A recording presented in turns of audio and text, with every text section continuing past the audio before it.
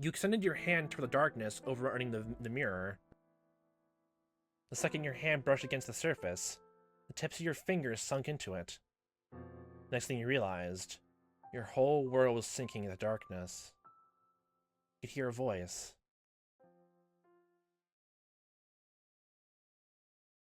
I am the witch.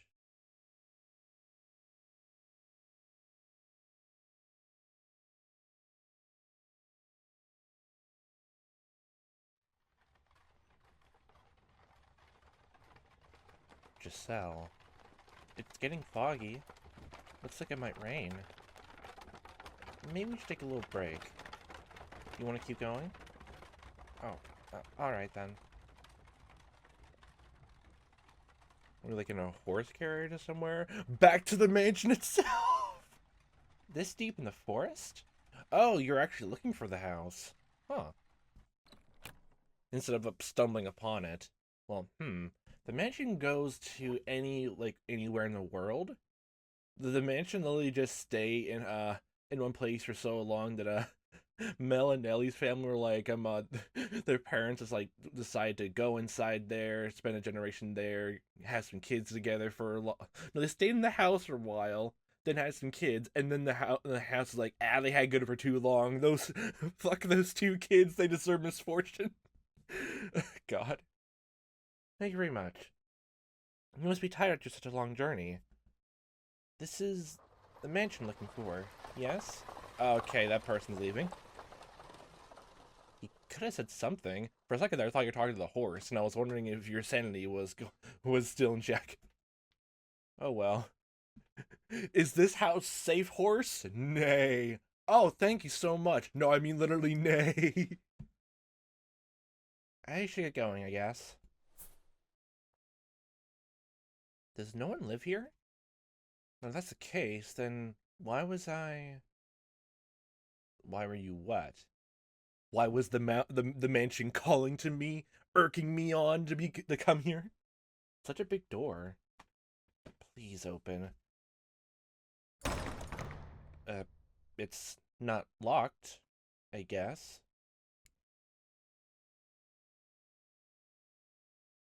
I wonder if the windows are open. Darn, not a hint of light. Hello? Is anyone there? Please don't tell me it's actually abandoned. Were you expecting someone to be here? I suppose I can't know without looking around a bit more. Were you expecting to meet someone here, or if you were, why didn't you knock and just say hello? What do we have here? Drapes? I see a little light beyond. There's a stained glass. Since, we decided to, look into the mirror, then, I wonder how far off course we are from, I guess, the quote-unquote narrative the maid wants to show us. I'm curious. That's the only reason this thing exists. We have some weird unnatural power to see, see far off away from the mansion and see its own tales by her own leisure. Still find it funny. It's technically literally what happened. That's why we know Pauline was the person who was coming and died in the last door. God damn it. That's still funny to me. It's so pretty. It looks like an angel? Is Goliath or... I don't know too much of biblical lore for angels and such. Why would someone cover this up? It's beautiful. Oh, the drapes covered it. With a little more light, it'd be... No, we can't have the holy light in here. Please don't touch the drapes. See, they don't want the holy light onto them, okay? Or the windows. Michelle. Hello. I'm sorry for coming in uninvited. But, I did announce myself. Hardly. You just walked up to the door and is this open? Guess it is. Walk inside. You barely said a word. Is this, your mansion? It is. Oh, thank goodness. I was afraid it was deserted. Again, were you meeting someone here? I suspect you would prefer it if the house were abandoned, so you can squat in here and live in it instead. Oh, not at all. I'd be scared of Dad staying in the dark mansion all by myself. I'm sorry. No ill will intended. But I do think it could do with some light. Well, then ask them to get more candles then.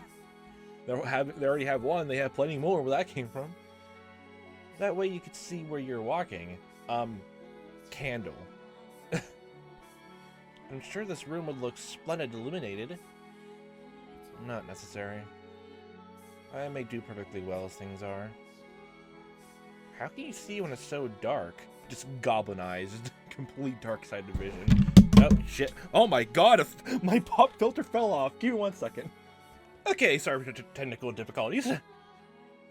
How can you see when it's so dark? I have an abundance of candles and oil for lamps. See, look at that. They came prepared. The music is slowly becoming more overwhelming here, too. I'm not in want of means of creating light. It's not your place to criticize my lifestyle. Yeah, you're the one who broke into an abandoned house, apparently. If you need light, you're free to leave. The outside world is more accommodating in sunlight than I am here. If you're in need of money, help yourself to some of the furniture. Oh, okay, that's quite generous. There's a village not far from here. Trade it for food, then make your way to a larger town. But yeah, but here's the thing, is that village the same one that was ravaged by a beast before? Technically after this story, or... I'm no longer able to freely return to the city. Why, are you slowly turning into a beast as well? Are you turning psychopathic by definition of the last door? I cannot go back there. Please don't chase me out. I see. And do you ask this of me aware of how people refer to this mansion? Very cursed. They say that a witch lives here. Not merely a witch. A witch. A cursed witch. What's the difference between a cursed and uncursed witch, then? If you remain here, you too shall likely suffer your own destruction. You're worried for my well-being? Witch or not, my mind is made up. I'm now in this to the very end. Which will strike you first, I wonder? Regret or the curse? You seem to be doing just fine. I mean, if you think the curse is a real thing, you know, you could try burning the house down and, like, destroying it. It'd be interesting to see if the house retaliates and just, like, it's like a monster house situation, or just feels like just fire burning inside, like, oh no, we can't have that, extinguish, and just spits you out the front door. Oh, no, get away, get out, we can't have you in here anymore. Double cursed on you, shame on thee. You seem to be doing just fine. It's only a tale. Which is real, very much so, and I am they. It is not a legend, nor a fairy tale. The witch. The witch's name was Morgana. Is that their last name? Wonder what their first name is. I can't think of anything.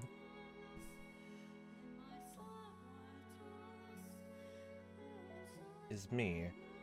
Oh, okay, so the witch's full name is Michelle Morgana. Understood. But then, is there a Michelle Fata then? Oh. Examine the mirror, memento. Huh.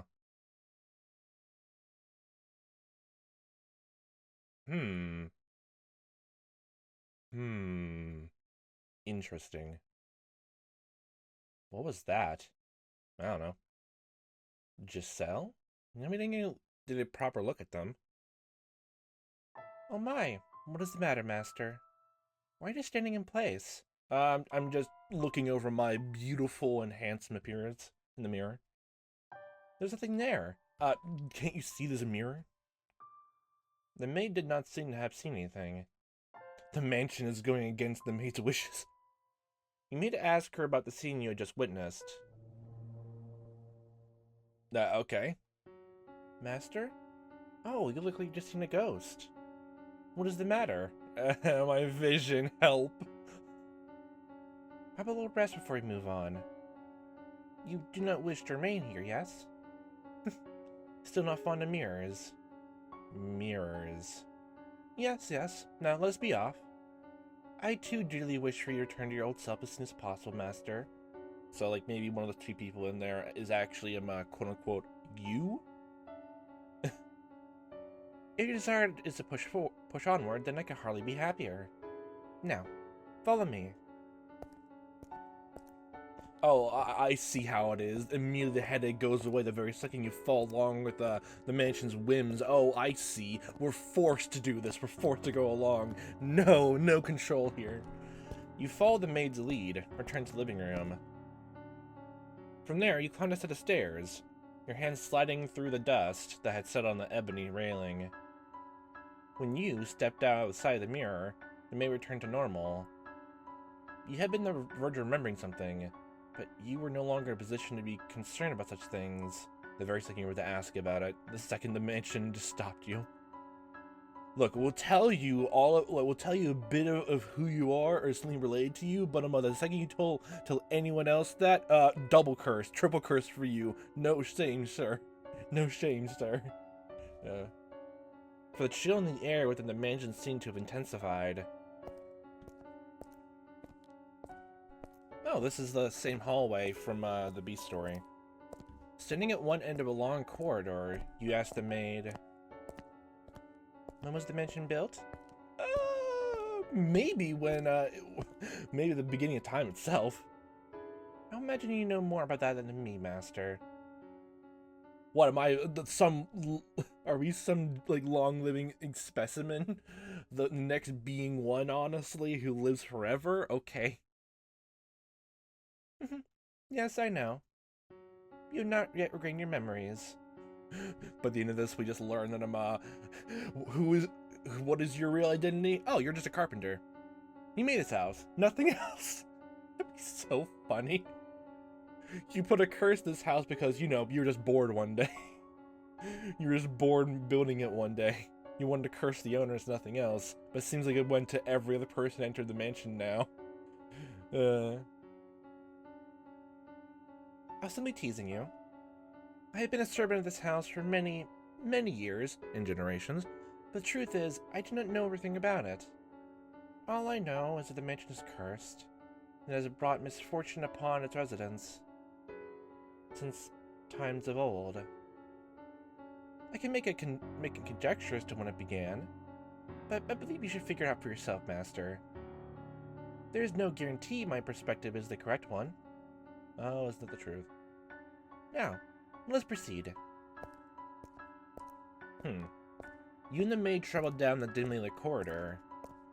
While the layout of the house is the same as in the era of the flaxen-haired boy and the beast, the bleak, colorless gloom felt incredibly dreary. I wonder if there's gonna be a whole, door where, the house actually has a different style to it. And midway through it, someone, when Nellie's around, just completely redecorated the halls. And again, no, that's the whole reason the mansion decided to give the siblings misfortune. Nellie just wanted to restyle her room. Honestly, in the very end of the door one, that was the reason why. Oh my God, that actually makes sense. The beast destroyed all the windows and ripped the drapes off. The very second someone redecorates to destroy part of inside, the mansion just brings out its little finger, taps in the person's head as no, bad, curse. Oh my God. That means whoever literally redesigned the house to change it how it is today, honestly, now means they're the most cursed of all. They remodeled their entire insides. Its organs are all misshapen. The layout of the house is the same as in the eras of flaxen-haired boy and the beast. The bleak, colorless gloom felt incredibly dreary. Oh, a painting. On the wall partway down the hall hung a painting. Is it by the same painter who technically fathered the white-haired girl? The painting, which depicted a beautiful landscape, was oddly entrancing, but you did not have time to appreciate the artwork. This is not Super Mario 64, you can't jump inside it.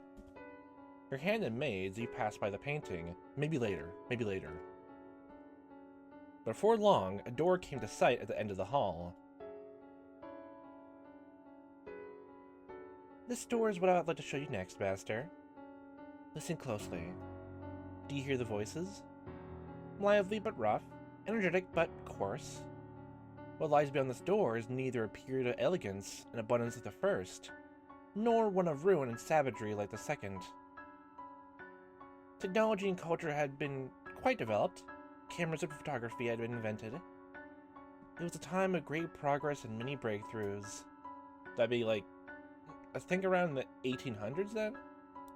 And for that reason, those that lived in it were constantly seeking to try new things.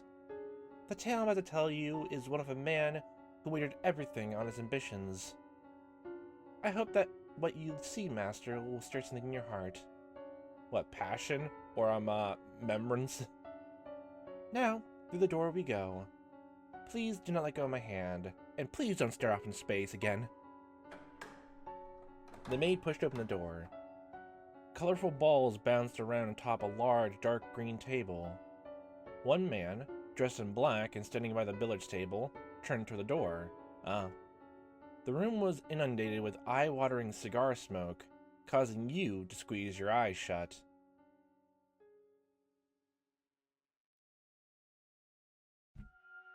The third door.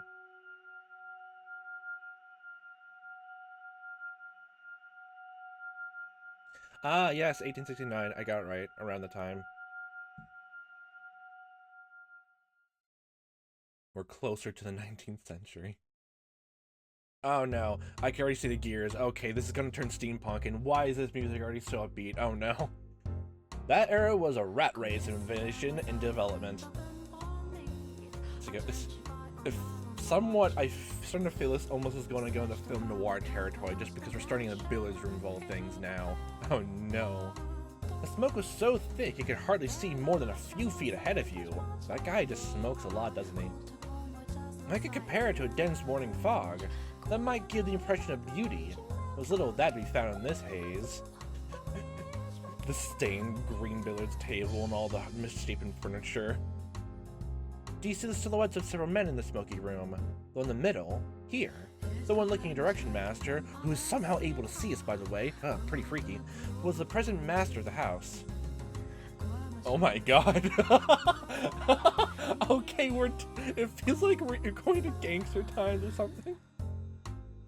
Da Capo, ah god, I'm trying to think of like what what I don't. Oh god damn it! What's the way to put it? Like, I literally don't know like other countries like their naming schemes, but like, ah god, I'm wondering if like this takes like someplace in Italy or something like that. Just that name or like maybe that? I don't know. I'm not good with this stuff. His name was Jacopo. Even though he dressed in such a fun attire, I sincerely doubt he understood how splendid the furnishings left in their mansion truly were. He's seen it all before, somewhere better.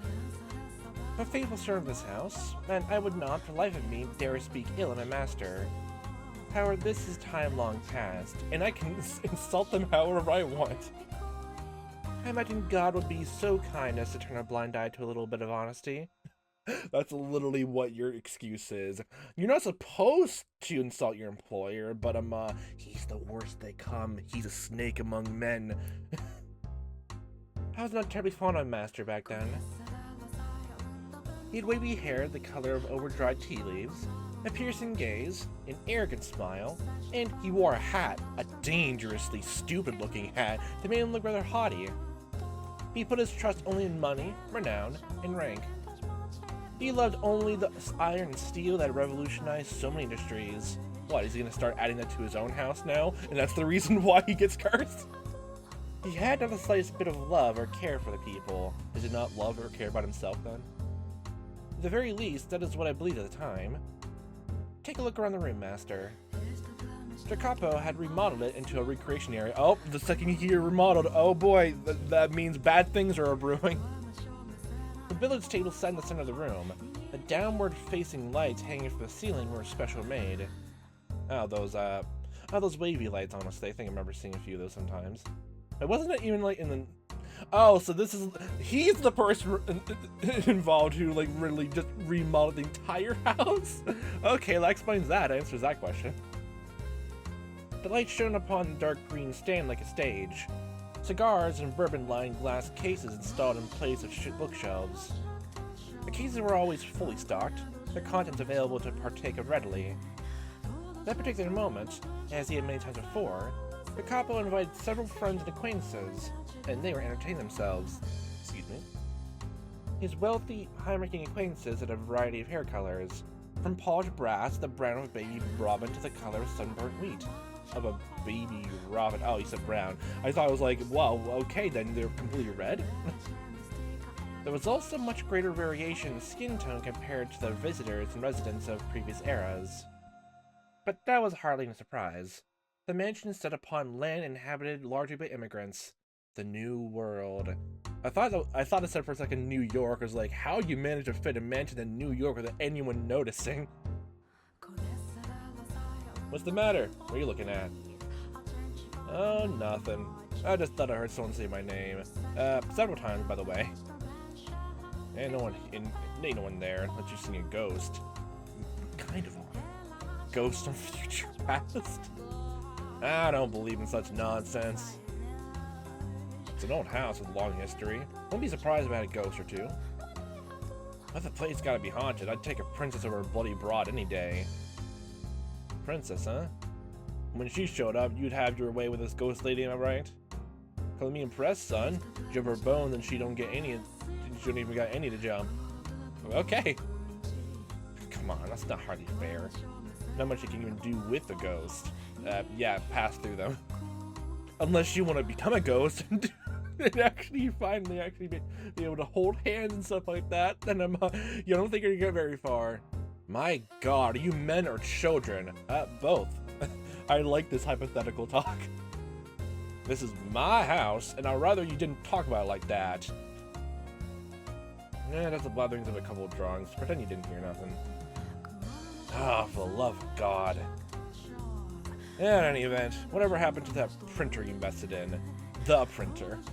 I haven't heard their name come up in some time. Come on, please avoid the topic. It's quite a headache for me. Thought it'd pay off, but it always sounded sketchy to me.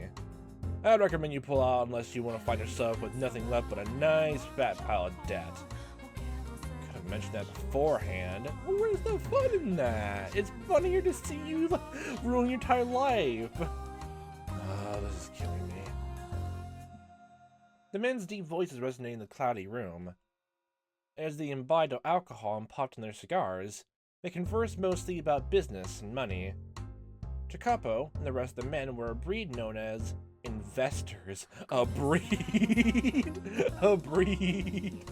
Okay, well, we already went through the entire thing, the last door of them. Here's a beast, here's man, and now we have a third kind, the third gender here, it's investors. There's so many out there. Here's a new one, here's a new species. God. You might also call them tacticians. They survived information attained before anyone else by making swift decisions and having foresight. Having foresight. They have none of the hindsight.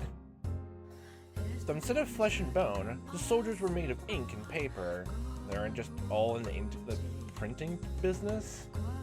To an outsider, this meeting might appear to be a congregation of friends. In reality, they were observing one another, gathering information and anything else they would use to get ahead. At times, money and information were exchanged directly, and when they were no longer of financial value to one another, the relationship would pop like a bubble and dissipate into nothing. But you know, Jacopo, you can't be sure this railroad you're so passionate about is going to bear fruit neither. You don't even know if they'll ever get finished. And if they do connect the tracks, will there really be any shape for people to ride? It's a pipe dream, this transcontinental railroad of yours. Oh boy. Oh, no. Like, if this is actually not in, like, Europe, then are we all the way back in, are we in the Americas now? Oh, no. Well, it's in the New World, so I guess that makes more sense. So, we're in the Americas. Okay. So the railway is actually gonna happen. No matter what actually gonna happen. I mean, legitimately, honestly, I was actually gonna bring it up in a future LP, but like, honestly, trains from where I am, and no matter where I go, like, trains just everywhere where I leave. I remember just traveling like several states away from where I live to visit a friend, and trains were still so much there. The trains are everywhere. You cannot flee the trains. You cannot flee. You cannot run. They always follow. Not that I'm complaining about it. I like trains. It's a pipe train. That's a transcontinental railroad of yours.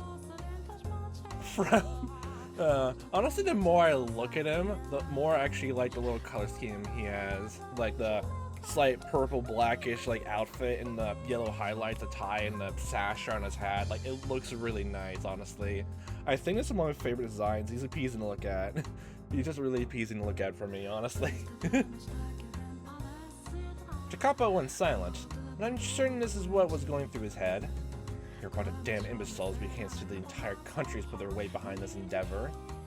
This is why you had so much trouble making even a few thousand. I mean, yeah, the trains are coming back, and now getting reminded of the first moving picture theater, just a clip of a train moving towards the screen. Everyone just not seeing movies before, just jumping up, screaming out, and running out of the theater room. Like, it was already gonna be in the way, and most companies are like putting investments in the train. Then, yeah, it makes sense. You want to jump onto it then. But how badly will it all go then for him? At the time, a great railway was being built across the breadth of the continent. Construction was spearheaded by two large rail companies. Competition for both prestige and a bigger share of his massive national enterprise. The Union Pacific Railroad Company started building from the east, and the Central Pacific Railroad Company from the west. Are those actual, like, names for, like, actual railroads? I'm kind of curious. Because I'm wondering if the story, like, mostly focused on, like, being a complete historical fiction? Like, everything they say is, like, created just for the story? Or, like, they try to combine elements together? Union Pacific Railroad Company. Oh, yeah, it's actually a thing. Huh. Oh. Okay. Oh, that's interesting. I mean, just from looks of it, unless I'm just seeing, I guess, maybe the headquarters, honestly, it looks like it's in Pennsylvania? I thought that would be in New York. Huh. Well, I don't even know where trains got their start, so. But government bonds alone were not enough to finance the massive undertaking. By the way, there have been less than pleasant reports about workers dying on the job for the company you chose. Central Pacific.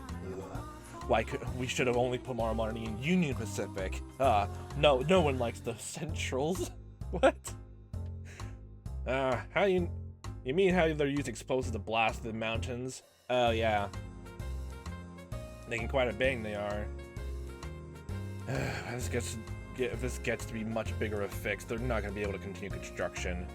You should have at least put your money in the more sure bet of the two, the Union Pacific. I guessed right, they're putting all their money in the Union. It'll cost you to hire replacement workers. They keep kicking the bucket, you're going to have trouble finding more. My goodness. And you ever thought you all had spines? You think we're going to run out of workers just because a few ate it? There's so many we don't even know what to do with them all. There's not a chance that well will dry up. And if, by some chance, it does, all we have to do is scoop up a ship full of blacks or yellows. Okay. Well, I kind of figured at some point that's going to happen. Well, we already had a whole thing about races in the last chapter, and it's probably going to double down a bit more in this one. You won't get anywhere if you spend your time worrying about a few measly laborers. Measly. This endeavor backed by our entire nation. Their depths are honorable in service for their country. The biggest loss is not of people's lives, but of time. The longer a product takes, the more money it costs, and the less profit we make. What we seek is rapid progress, even the methods to obtain it are messy, or deadly. Wow, that's hard, boss. Now just having all my brain, all their acquaintances are literally just now just like, literally just a mob gang now amongst each other. I like that image in my head now. The other men in the room chuckled uncomfortably at Jacopo's distasteful choice of words. Okay, so they had a bit more spine than I guess. Do you agree with his way of thinking, Master? I'm pretty sure I would hate this main character even much more. Perhaps he does have a point, and that great sacrifice is necessary to accomplish great things. I was about to have a weird heart attack there for a second there for you. Okay, okay, you're focusing on that part. Okay, that's better than anything else he could possibly said in that situation. And it is true that tragedy often lies in the shadows of the splendor of times long past. Furthermore, the way people see the world changes with the times, so I hesitate to criticize him too severely. Now, as I'm sure you have already picked up on, he was an investor who had put money into the railroad company.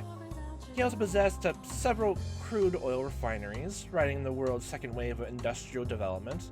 Okay, so both, well, trains and oil companies help, I guess, put all that more into like something into making the trains actually run and all that. They already mentioned before they're slowly putting plans together to make the trains go all the way from what was it like wasn't the 1800s they came like oh yeah like well in the 1700s honestly like literally British colonizers came and like settled on the East Coast. Do the trains like happen to like start like probably started from the East Coast, then went all the way to the West? Honestly, makes sense. Like they'd be like in the East. So I mean, this is like I'm curious where this would be then in the past 1869. Like, is it like literally in Pennsylvania, like the headquarters of the Union Pacific Railroad is, or somewhere else? I'll just go Pennsylvania off the top of my head, honestly. The mansion too bustled with life, in a way I never had before. Dozens of maids, including me, gardeners, chefs, sculptors, artists. At times, we even had riders coming in and out of the house. There was rarely a moment of silence. However, I was not terribly fond of the hustle and bustle personally. You're an introvert, and you just rather be in the shadows like you always do. But please do not get me wrong. I'm hardly opposed to the mansion being cheerful. The mansion itself wanted to be sad and pouting around. Oh, we can't have all this gleeful talk here. When is something bad gonna happen? It was just, how should I put it? The splendor of the time seemed superficial, heartless. It was as though everyone was being rushed along by some unknown invisible force. Everyone outside this mansion is cursed then. It's the curse of industrialism. The beginning of capitalism. Part of it was, I expect, caused by the growing divide between those standing at the top and standing at the bottom. Yeah, basically. Or perhaps the mansion was simply taking after its master. Oh, okay then. Well, I guess it makes sense. You've been around the house for a while, and then now rubbed off on the mansion too. Okay, then, gosh dang it, no. That means the mansion was fine with all the new redecoration models. There goes my theory. It was being hip with the times. God, it agreed with every redesign choice, honestly, made upon them. Oh no. That would've been so funny though. There's no time to waste. Everything is resting upon the success of this project. Whatever it takes, I want sure it happens. Even if blackmail and murder comes into play. Gotcha. More money and more power. Okay, so rob a bank. Literally blackmail some politicians to put you into a more position of power. Done and dusted. There we go. All a day's work, folks. Suddenly, a restrained knock at the door stopped his train of thought. From beyond the door came a woman's voice. Gentle as a soft spring breeze. Refreshing like a spring breeze? Pardon me, I have some tea. May I offer anyone a cup? Oh, hi. Okay, well, this is where you come to play then. You're here for this. You're in this version of it. Okay. Nice outfit, I like it. Oh, I like the little roses you had to pin your hair up a bit back there. Oh, that's nice. Although, like, the dress you have on looks more, European style.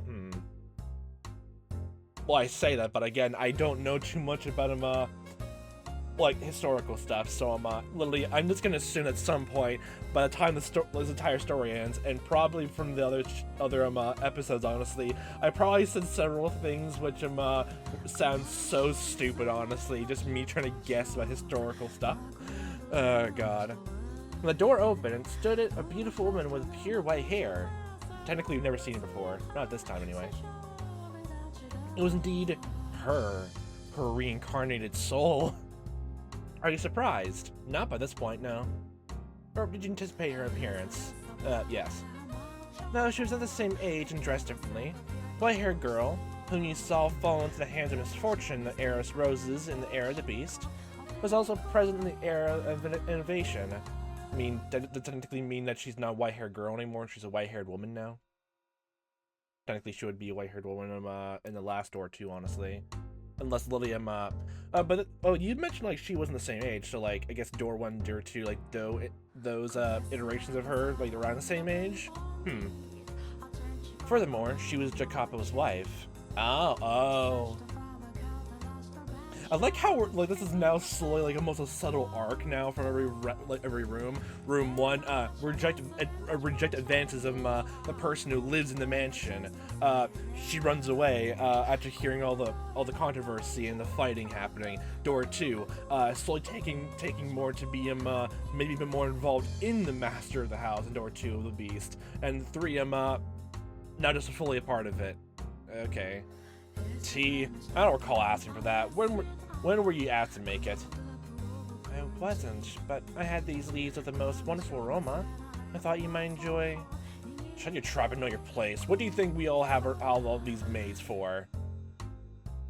Oh. Hey now. No need to treat your lady like that. She was just trying to be courteous. Though these are my personal affairs, so you just rather die of thirst in here. Okay, gotcha. Understood. Please keep your comments to yourself. His friends were unsure to react, but ultimately nobody stepped up to stop Jacopo. I'm more curious now of how they met, and well, it makes sense why they stay with him, honestly, since like, he seems to be pretty on top of things, honestly, even with I guess more of a nasty like personality along with it.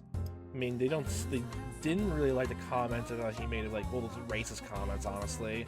And now this, makes sense. But how did they get involved with him? They merely shrugged, tossing glances at one another. You gotta get the fuck out of here, man. Jacopo stomped over to the white-haired girl. He then grabbed her by the arm and dragged her from the den. To tell her off. You can't be making tea. I specifically asked for wormwood tea, but you didn't ask for any tea. I thought you said, well, this tea's the best. What the hell do you think you're doing? I told you time and time again to stay away from the room unless absolutely necessary. I'm sorry. But, I made tea and... Shut up about the tea already. You think we're having tea parties in there for a bunch of prissy nobles? I'm sorry. Why, you want her to make coffee instead? What do you want? Oh, apparently, okay, look at the window name for this. Pig Iron Manor. Huh. Like, it changes every time we get to a new scene, so, Is that what this manor's gonna be called? It was the first of Rose Manor, first door, then Weeping Manor for the second door. Is this gonna be Pig Iron Manor for this door? If you really feel so bad, don't go in there in the first place. The hell back to your room. I meant no harm. It's just, I'm your wife. I thought it'd be nice if I could do something. Like I told you, that's not your job. Don't show yourself in front of the other men. I have nothing else to say to you. Well, is your job just to be there and look pretty? Got it, now scram. Sakes alive, first them, now you, drive me up the wall. Oh. I like how it didn't connect with me until just then. God damn it. Okay, that makes more sense of how he is. Okay, he is all three of the ists.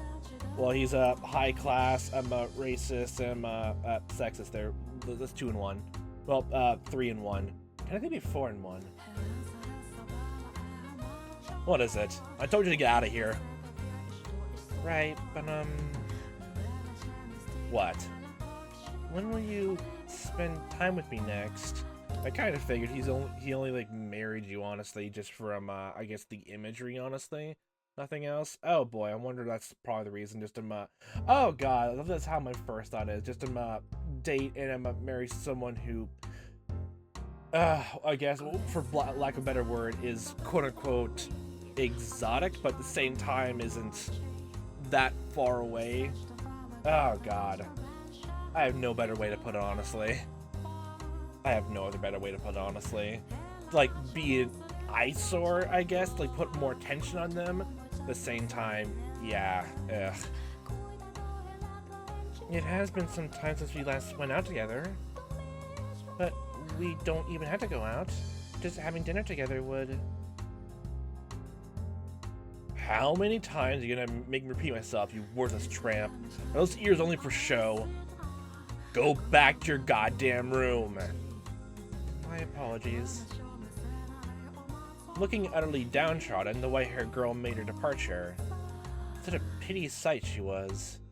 As he watched her go, Jacopo merely snorted. Just thinking about the way he behaved then angers me. I have little fondness for men who do not treat their spouses with respect. Since you can see, the white-haired girl was in hardly a joyous situation. How long has she been married to this guy, honestly? She was devoted to Jacopo and tried to do whatever she could for him, but he not only brushed her aside, he did so in an insulting, deliberately hurtful manner. They were far from the picturesque partners.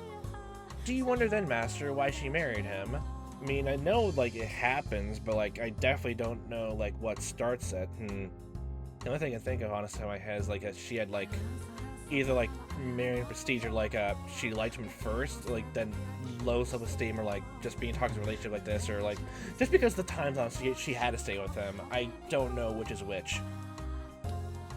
The answer to that question will come to light in time. Is gonna be a marriage murder plot? Okay, please. Insurance fraud, let's go. For now, let us follow her. Dang. Okay, main character, don't turn back. Let's focus on her instead. Let's keep your attention on her now. Let's not go back to Jacopo and him talking about his fancy industrious railroads and stonks. Looking down dejectedly in the undrunken tea, the white-haired girl walked alone down the corridor. Well, I mean, you can drink the tea yourself now, honestly. Though its calming scent filled the air, there was nobody around to have their heart warmed by it. Nor was there anyone to alleviate her loneliness. Despite being the master's wife, the maids who crossed her path in the hall said nary a word to her. Yeah, honestly, like, this music in the background, it just sounds more and more like the music around the era, honestly. Oh god, I'm gonna look so stupid, honestly. Is this jazz or something like that? I swear to god, it's not that, then I don't know. I don't know a lot of music genres, honestly, but it sounds like it. Let's just go with that. If not, I'm stupid, like anything else that's gonna happen historically in this game. As a matter of fact... Okay. Oh dear, I beg your pardon, madame. It's fine. One even bumped into her, stifling a laugh as she trotted off. Oh. In all likelihood, she had done it intentionally. You didn't have to put this line in to actually even, for us to figure that out. The poor white-haired girl who'd fallen to the floor stared helplessly at the broken cups. The tea she had made for her husband was forming a stain in the carpet. If I was feeling particularly petty, since we have so many maids in here, honestly, just leave it in the carpet then, honestly, and have someone else clean it up. Especially since one maid did it, well, that means the other ones, but, at this point, Oh god, the husband's gonna make a stink, honestly, of it. He made the whole thing of him, don't make tea, we have maids to do that, and, why don't you clean that mess? God. The maid's behavior toward the mistress of the house is absolutely unacceptable. Nonetheless, it was commonplace, all because of the way Jacopo treated her. The more the man in the house had to crow to her, the less weight her position as his wife held to the servants. Day in and day out, the maids worked busily, offered little opportunity for leisure, so they would naturally accumulate quite a bit of stress, and she being the target for them to let off the steam. Not directly, but though a more subdued kind of harassment from the shadows. She must have felt quite miserable.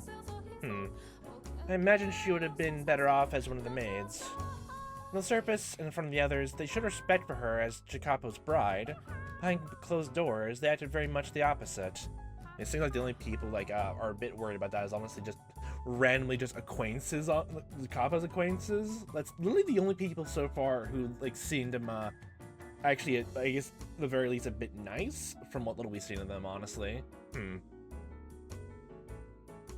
disparity between the treatment she received around others, the treatment she was supposed to receive at all times, the way she was actually treated made the abuse that much more worse.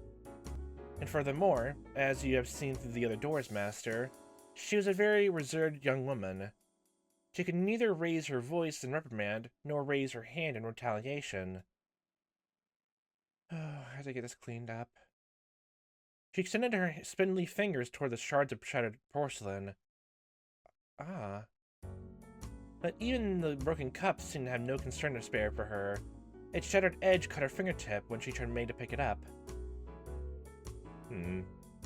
A trickle of warm, red blood ran across her unearthly white skin.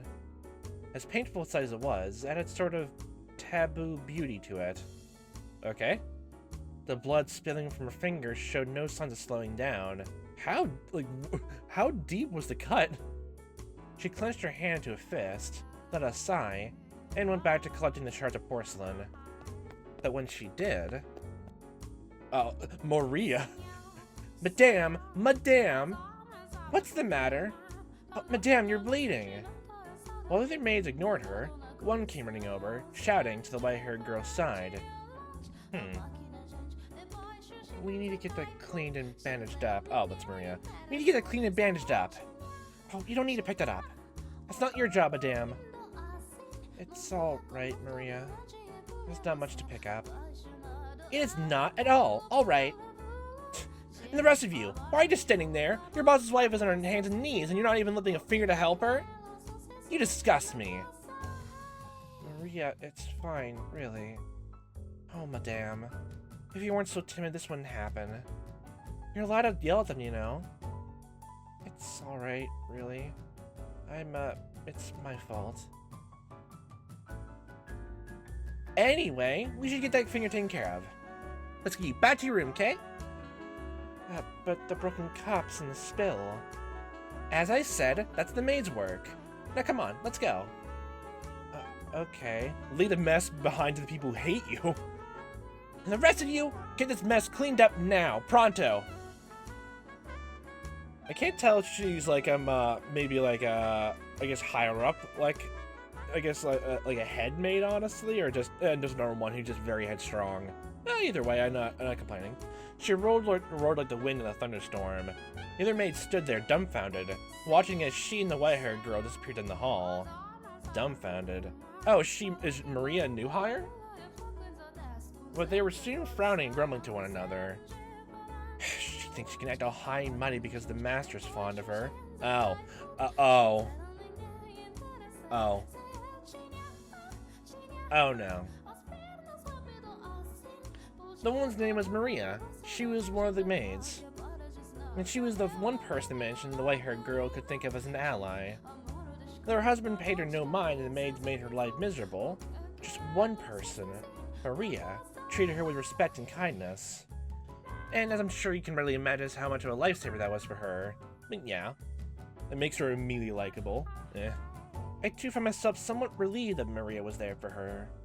Being a servant of this house, I was also one of the maids working there at the time. However, I was unable to involve myself to any great degree in her fate. This meant that there was little I could do to assist her, even at times of pain and unpleasantness. All the unpleasantries. The best I could do was pray that Maria would continue to lend the white-haired girl her hand. Oh, is this I think it's another, this is the same screen from, Nellie's room. And that does it. Thank you, Maria. You were such a big help. Oh, no, nothing, no need to thank me. I just did what any good maid should do. No one else is in the room, you know. Oh, right, they can drop the act? Man, I can't just get used to talking all stuffy. I'm out here doing my best, but the head maid's still spatting stuff like, "Your manner of speaking is improper for a servant." I was already actually kind of pushing a different kind of accent to her. I'm terrible at accents, but I was already moving towards it anyway. Yay. I can't believe I got it right. Every single time we meet. Yeesh, come on, just shut up, would ya? You're a damn creep. Now, you mustn't speak of her like that. But we're behind closed doors, you just said that. Sorry, slip of the tongue. She just kind of gives me the willies, you know? Speaking of, you dropped the stuff you talked to, madame. Wait, is our maid the head maid, or just a random maid to blend into the background? That's a whole different thing, because by this point, wouldn't our maid technically be the highest on the employment chain, wouldn't she? Speaking of, you dropped the stuff you had to talk to, madame. Kind of awkward if only one of us acting casual, you know? This is normal for me. Pretending to talk like you might freeze up out of nervousness. This is my casual. Meh, fair enough. Guess what happens when you're raised well. I like it though. Has a very regal feel about it. I don't think my upbringing is the only factor. If it's like what I'm thinking of, it's kind of a bit of upbringing still. Just in a more harsh context. But you know, upbringing is important. I swear, if you go into family is always important. Always. Worth a whole lot more than money, I'd say. I guess connections, I suppose. Thank you, Maria. You're always so compassionate. You betcha. They don't call me Virgin Mary for nothing. I practically bleed compassion. That's an interesting name. You know, that might be true. You very well could be the reincarnation of the Mother of God. Oh, no. You were supposed to laugh at that. It's embarrassing you take it seriously. Alone in the white-haired girl's room, Maria was acting much more friendly and relaxed as they conversed, as opposed to her no-nonsense attitude in the hallway. The two women were, as you could see, quite close. Very. They crossed over the wall separating master and servant and built a bond of friendship. At some point, they began to speak frankly with one another when no one else was around. Maria was the only person in the mansion around whom the white-haired girl felt comfortable being open with. I imagine she very much enjoyed these moments of conversation. You should know who the head maid was? My, scandalous. Are you sure you want to ask me that, master? Some questions are better left unasked, for your own good. Well, okay then.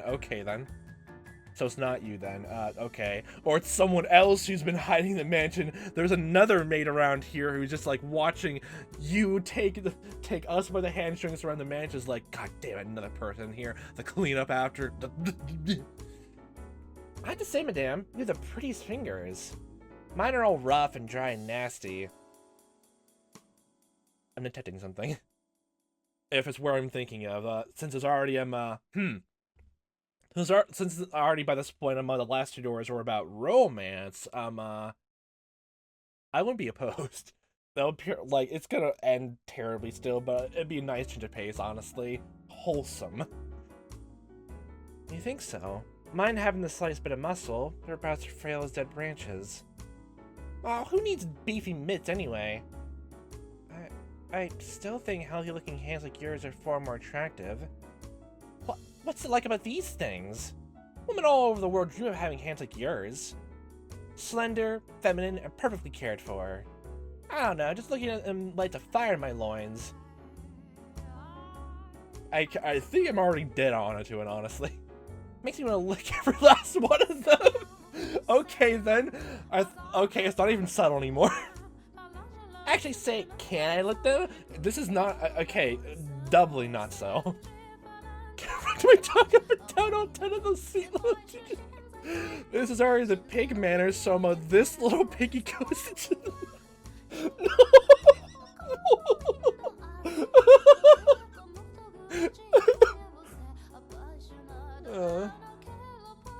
Come on, can I? What'd you say? Stop that, Maria, seriously. I'm kidding, I'm just kidding. God. Oh, Maria. Ah, right. How'd those tea leaves turn out, madame? The ones you imported. All the maids just adore it. I can't get enough of that aroma. I'd sure like to get a taste of it. I mean, if it wasn't broken in the ground. If you end up with extra, do you think you could spare a sip for me? That was, the last of it? What was in the cups I dropped? What, really? Well, ain't that a crying shame? And Jacopo wouldn't have any of it. God, why does that man have such a stick up his ass? He went through all the trouble making it for him, and he was busy. It's not his fault. I mean, if you really want him to the tea, honestly, I'm making excuses. Honestly, you could also like try again to give him tea outside of that room. But I have a sneaky suspicion he was gonna have the same reaction anyway, no matter what, So yeah. Busy? You mean playing billiards, drinking bourbon, puffing a damn cigar? It may look to us like they're just making small talk, but I'm certain their meeting is some importance to their business. In part. Sounds like anyway. It was impudent of me to try to step into the men's world. That is not right. I mean, you're his wife. Why shouldn't you be allowed into the room? It doesn't bother me. You don't have to pretend. Here's an idea. How would you like to have some of the tea now? We also have some orange marmalade, which you would like so much. Ask with that and a tray of cookies and we have the perfect tea time. You're singing the siren song, madame. You really should be doing that with him. He would not have tea. I suspect he does not like it. I don't want it to go to waste, so... Madame. I know it's none of my business, and I had no place all saying this, but... It's not impossible for a woman to file a divorce these days. Yeah, I was already thinking in my brain like that, like, I'm trying to remember exactly when, like, it's not impossible for a woman to file a divorce, but, like, I'm trying to remember, like, when was the time, because, like, what was it? I think one of the strange laws, honestly, like, until, like, I think it was the 19th century, was, like, I think both partners had to be at the courthouse, like, to either sign off on the divorce, but if one of them isn't, like, they can't go through with it. It was a weird thing if if both parties don't agree to a divorce, then they can't go through with it. Especially since again, it's like that to the time that a woman couldn't really file for the divorce. Honestly, it was more because it was the man, I think. All my history, honestly, is going right out the window, one ear, no out the other. It sounds about what I heard about, though. You don't have to sit down and take it, not one bit. You're pretty, well-educated, and still young. There's hope, even if you do leave him. There are plenty of other men out there.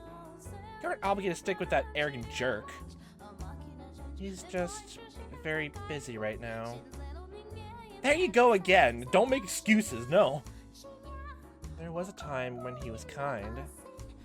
It wasn't like this when we first met. He was only starting out investment, and then when he got more into stonks, he went just like the stonks, he went down. He went down in favor. He wasn't like this when we first met. Back then, he was a little awkward, but a kind man. Him? A kind man? Yes, believe it or not. Man, the money's gone to his head already. There was indeed a time... Hey, Saint Maria, would you mind giving me a little bit of more of your time? I'll make some tea and we can talk. Alright. If you're telling me about when Jacopo was decent, I'm all ears. Indeed.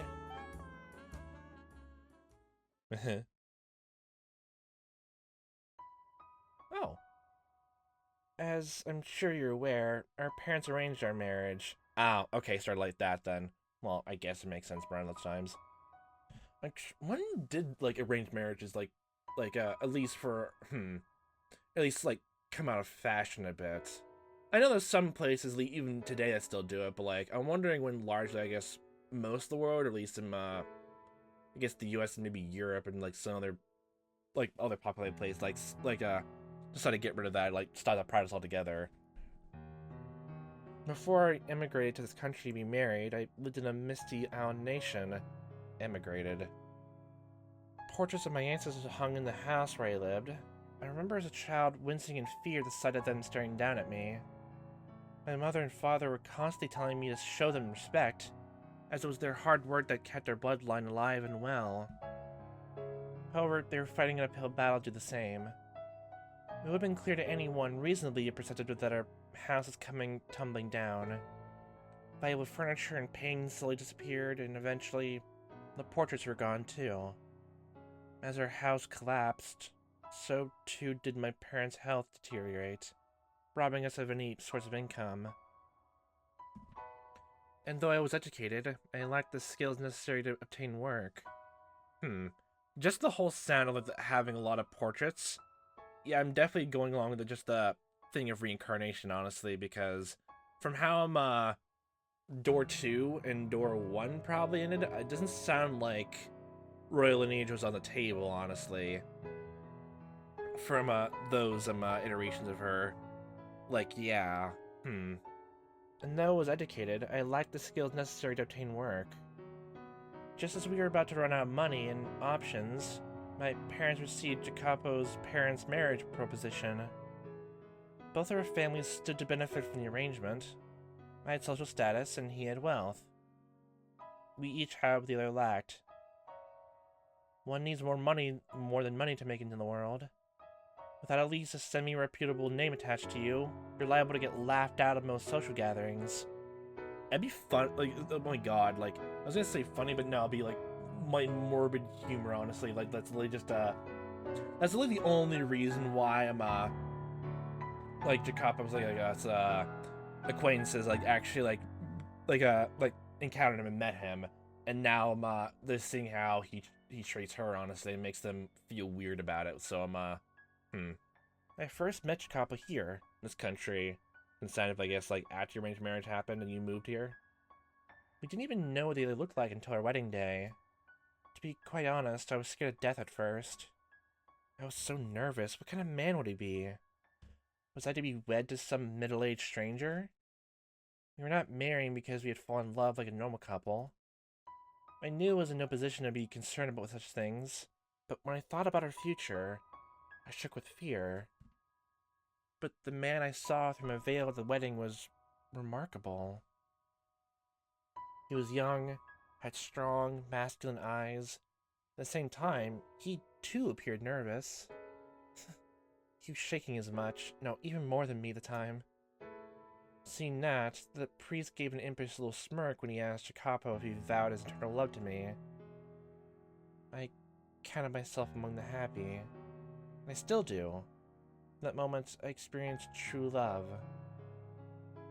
You wanted to hear about when he was kind to me? Well, after the wedding, we were given a week to ourselves, the honeymoon stage. I suppose you would call it a honeymoon, though we didn't take a trip overseas, or even go very far at all. And from the sound of it, you just met, you probably like have your little alone time, I guess, in the new house you're gonna live in, which I guess makes sense. He looked at me with uncertainty and asked, "Where would you like to go?" I beg your pardon? That's what this week is for, right? I'll consider granting your request, so tell me where you would like to go. Oh, this is all so sudden. Nothing. Well, this whole engagement was spur of the moment. Normally would have planned a trip in advance. But unfortunately, our purpose has started so long as we act apart. You must be disappointed that you had to plan your honeymoon as it's happening. No, What? Speak clearly. I don't like it when people don't speak their mind. I'm sorry, but I'm happy. Even if this is a political marriage. Well, you're quite a positive thinker. Your parents say something to make you think that way? Well, either way, if you're so glad to be in this arrangement, then hurry up and decide on a destination. There's a limit to how far we can go. If you want to take a trip, I'll consider it. I mean, yeah, I can already sense from how he talks, honestly, like, I could see where the start of him, his rudeness goes, honestly. It's there. I guess. He's trying to be nice at first, though, to be accommodating, I guess, to play the part, I guess. I don't quite know if I see all the way into that. Plus, like, honestly, if he was even more nice, I don't think like his sprite as it is right now helps that fact. He still looks so snooty back then. If like they made like a custom like a sprite that he was a bit more soft, like a bit more soft spoken here, a bit more nicer like that, I'd probably go a long way. But the rudeness is still there, so it's easily gonna happen regardless at any point. It seems like. What? Something funny? It just seemed comical to me that our honeymoon has begun and we're only now deciding where we want to go. Not in a bad way, though. I'm glad our parents didn't arrange everything for us. Perhaps you've heard, but I'm quite sensitive to sunlight and not in the best of health. So it'd be rather trying for me to spend a full week out of the house. We couldn't go on a trip, but if it's not too much trouble. Speak up. Could you show me around town? I knew this country and I'm familiar with its customs. I'm rather afraid to go wandering about my own. Show you around? You said he was nice? Yes. Would that be possible? Unaware of a bit of time off, you asked me to show you around town? Is that really the most exciting idea you have? I'm sorry. If there's somewhere you like to go, I'm fine with that. I'll accompany you anywhere. As if I could drag someone who just professed to being sickly all over the country. My god, I lost all interest in a trip. You said he was nice? Hello? What are you doing? Go get ready. Now. I beg your pardon? We're going now! Then you want to see the town. You will show me around? You're the one who asked.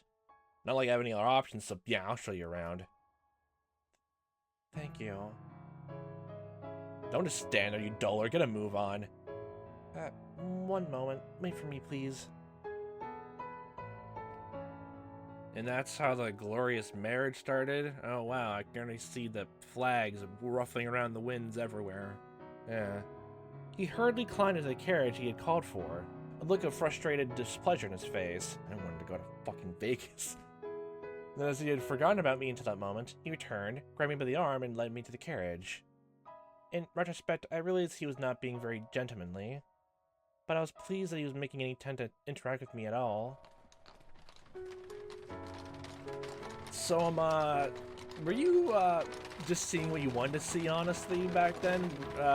Was he actually shaking like that, or was, during the marriage thing, or was he literally just, was he literally just, like, almost a frustrated sigh away from, out of the procedures, honestly? I just imagine just, like, a scowl on his face the entire time it happened. Oh, you may not kiss the bride. Oh, okay, god damn it. I can already imagine that him, like, having that sort of attitude back then. As the carriage trotted down the streets, I saw so many new things. I spent most of my time cooped up inside a home, so it was like stepping into an entirely new world. And add to that rapid industrial advancement currently taking place, I saw men shouting back and forth as they smacked newspaper articles the backs of their hands. I saw corner cafes crowded with cigar-smoking men on break from work. It was like the hustle and bustle of a festival, but every festival has its underside. I also saw overworked men, looking like they were on the verge of collapse, drinking water from a spigot on the side of the road. By the way of contrast, I wore fine clothing and had a carriage at my disposal. I imagined every day was a struggle for them just to remain afloat. Had I not married the man I had, I too might have found myself in the streets in similar situations. But it was not relief that spread through my breast the sight of them, pangs of guilt. It felt to me like the life of opulence was wrong, sinful. It broke my heart to know that I was living so much better than them. Jacopo snorted disapprovingly at me, suddenly reading my mind, then said, The poor man who envies the rich, covets his wealth, and finds the ambition to make it the same for himself. The rich man who pities the poor, thinking it his duty to give them offerings of philanthropy. To me, the latter is the far more nefarious. Excessive charity will ruin a man, make him come to expect handouts. Okay. And then there are those with the wrong idea of pity, themselves fall down in the same place, basically to believing it will somehow make the poor feel better. I feel like I'm gonna be a broken record if I keep saying it. What a joke. If you're gonna do anything for them, you might as well encourage them to climb upward. Spur on economic growth in the flow capital. Don't think that's how it quite works, but okay. It's better when you're already in the position from the very get-go, but yeah. Does that sound like a better option? I say nothing. Simply smiling, giving an ambiguous nod. He had a point. My sympathy and guilt meant nothing to people actually experiencing hardship.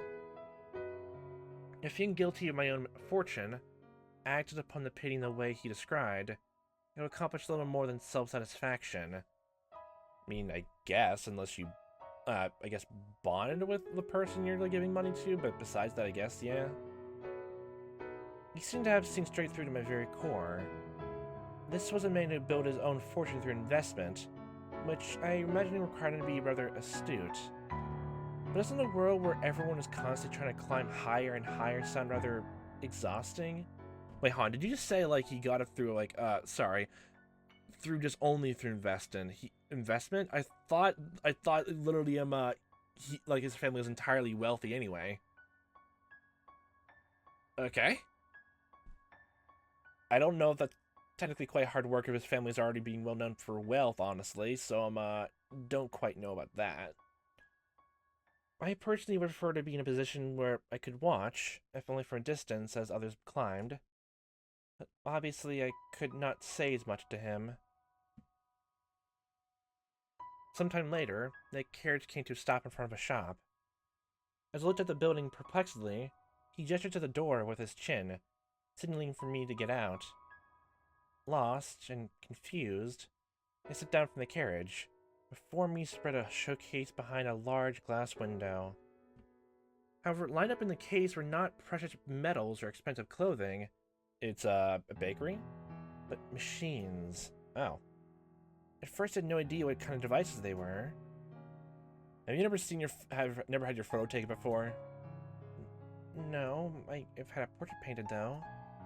Are these machines for taking photographs? A portrait, huh? Why am I not surprised? It did not mean to boast. Go on, get in. Please, wait for me. The owner came out to greet us with a wide smile as we entered the shop. Well, this is the strangest thing I've seen all day. You bring in a lady? Never look at her at that. Where did you catch this pretty little thing?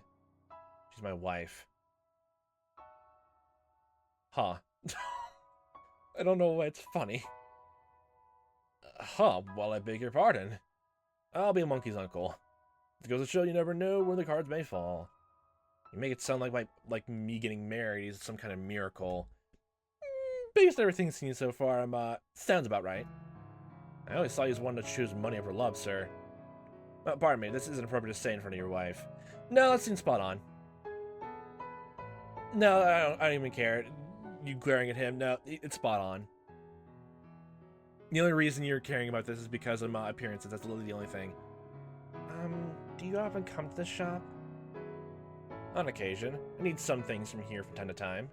I see. There you go, smirking again. We can't have positivity around here. Wipe that smile off your face. No.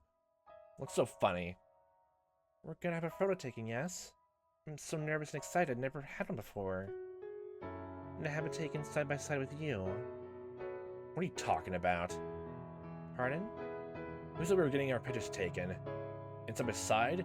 Please. You're the one who brought up asking about having pictures taken, honestly. You kind of implied it. Why else are we here? Are you really just gonna buy a camera and or buy a machine here, nothing else? Okay then. Alright. Okay. You're sending shivers down my spine.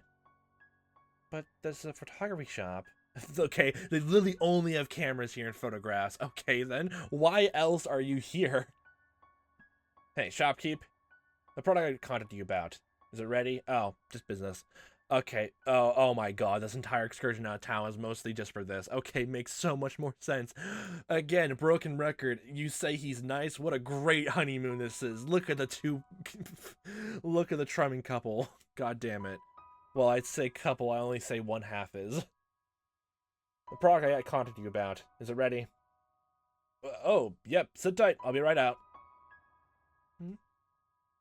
You take a seat. There's a chair over there. What? I'm going to show you something much more exciting than sitting still in front of a camera lens. Oh. Just do as I say. Okay. I sat down in front of a large mirror, which I presume was normally used to check your appearance before having your picture taken. Sitting before a mirror with someone else present was quite nerve-wracking. Out of embarrassment, I dropped my gaze to my knees. But when Capo returned, I was entranced by the curious object in his hands. Oh. What is... Oh, is that a stereogram? Like, you spin it and, like, you look at one point, it just looks like a moving picture then. Huh. What is this? Do you know what persistence of vision is? The human eye does not perceive the world 100% accurately. This is especially true for objects in motion. Remembers images for a short time, so you put a new image in the same place, your eye perceives it as a motion. Seeing for yourself would be fast in explaining it. You see the slits in the disc? Look through the bottom one and into the mirror. Okay. Good, just like that. Now, bring your head in close. Here goes. Sitting behind me, he slid his finger across top of the peculiar toy, causing it to spin gracefully like a top. And then...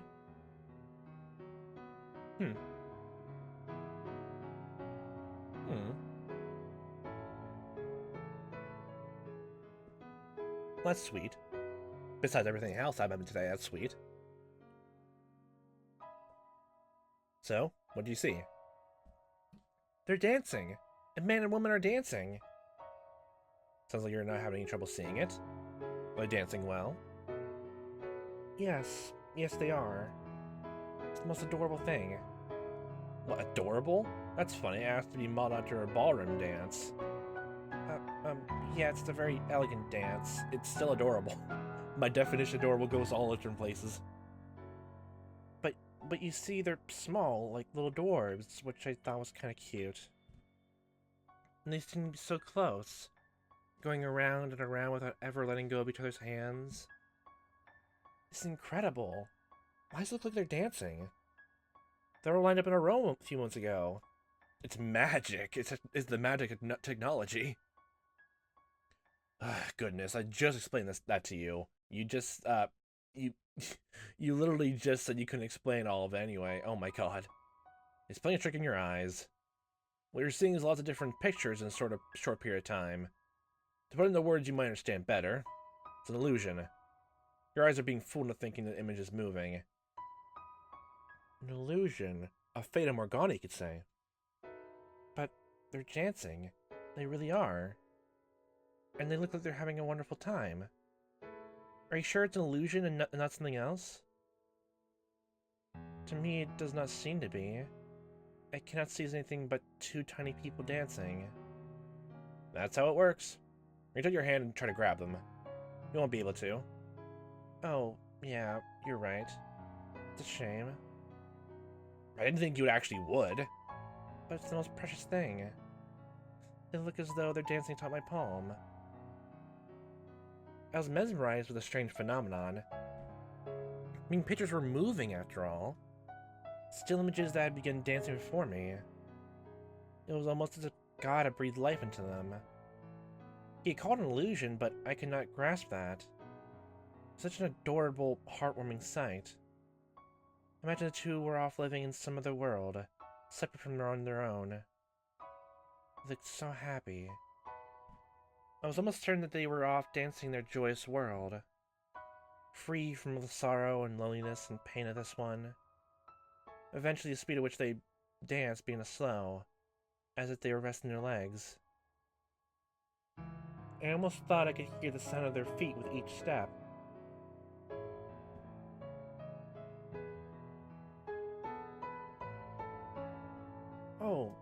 stopped. They can dance forever. They can dance forever. They don't get tired. I see. Maid is such an amazing, incredible device that exists in this world. It makes me wish I had gone outside sooner. I'm sure someone from a distinguished house as yours has seen plenty of amazing things with your family. Hardly. Never even left the house. I'm ignorant about the ways of the world. If you had not told me, I would probably never known about moving pictures. The illusion of moving pictures. Do you like it? Yes, of course. More than the portrait you painted? Yes, I do. The painting was wonderful too, but... You can't seem to make up your mind. Go on, tell me, what do you like better? The portrait or this? You're being very pushy. I like this better. I see. Making it sound like you got this, you made a bet in your head, honestly. More people would like the moon pictures better than the old days. Okay. You look somewhat pleased? No, when it comes down to it, this is a simple trick only a child would fall for. I was already seeing from how she talked about more innocently about seeing the whole contraption. It seemed like you kind of resented her for having that kind of attitude. So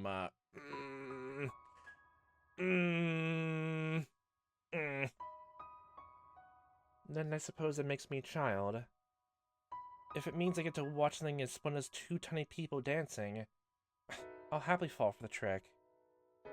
Quit describing it as two tiny people dancing. We can't allow cute things in our marriage. You're gonna lose your head that far up in the clouds. Oh, I'm sorry. I didn't know how else to describe it, though. It's a toy called a phenakistoscope? I think it's the first time hearing that name. Phenakistoscope? Phenakistoscope. Phenakis wheel. Close enough. It was invented around 30 years ago. 30 years? I had the shopkeep make one model after the original design. So the shop owner drew this? He did. Well, he's a good artist.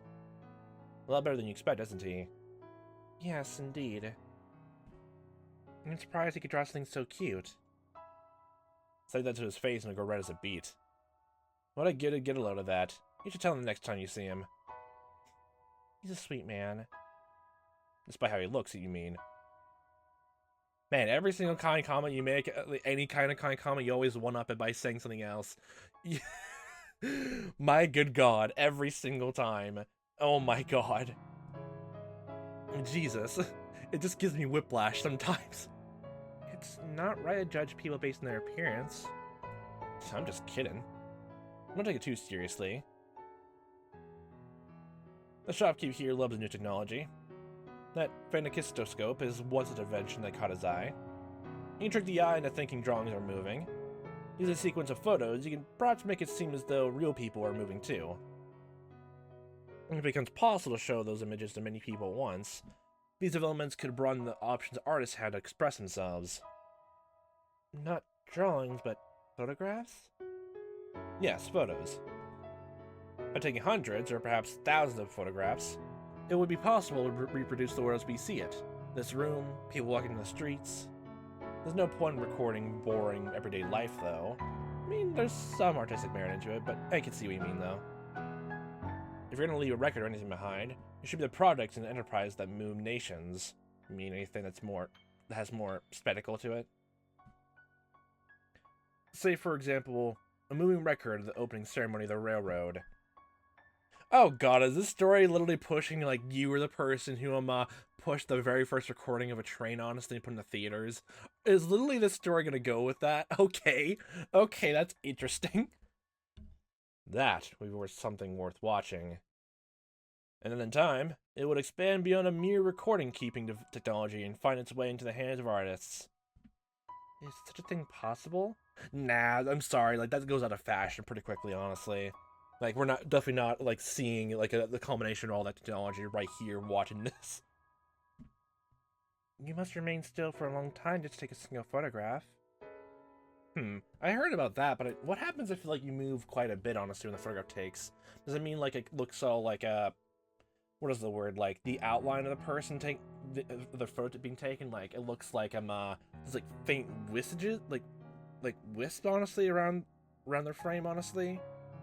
I'm trying to imagine how that would look. Right now it isn't. Eventually it will be. Not simply fantasizing here. Is that so? It sounds so very futuristic. Do you... What? Do you want to support people who work in that sort of thing? Is that why you're friends with the owner? It has nothing to do with my wants. Not what you want, but what would sell. I really think that there's money in it. Wow, I can't believe I guessed right. The rich starve for entertainment. The artists create the entertainment. I'm not interested in the pretentious self-expression. I just want their money. What? Oh, I was like, oh, okay, you're gonna give, like, money to the artist then, like, first, okay. I got confused, like, you're trying to put yourself as I don't care about the entertainment then, I just want their money. Got confused, like, how are we gonna get money from them? What? What's so funny? How many times are you gonna say that? You look like you're enjoying yourself.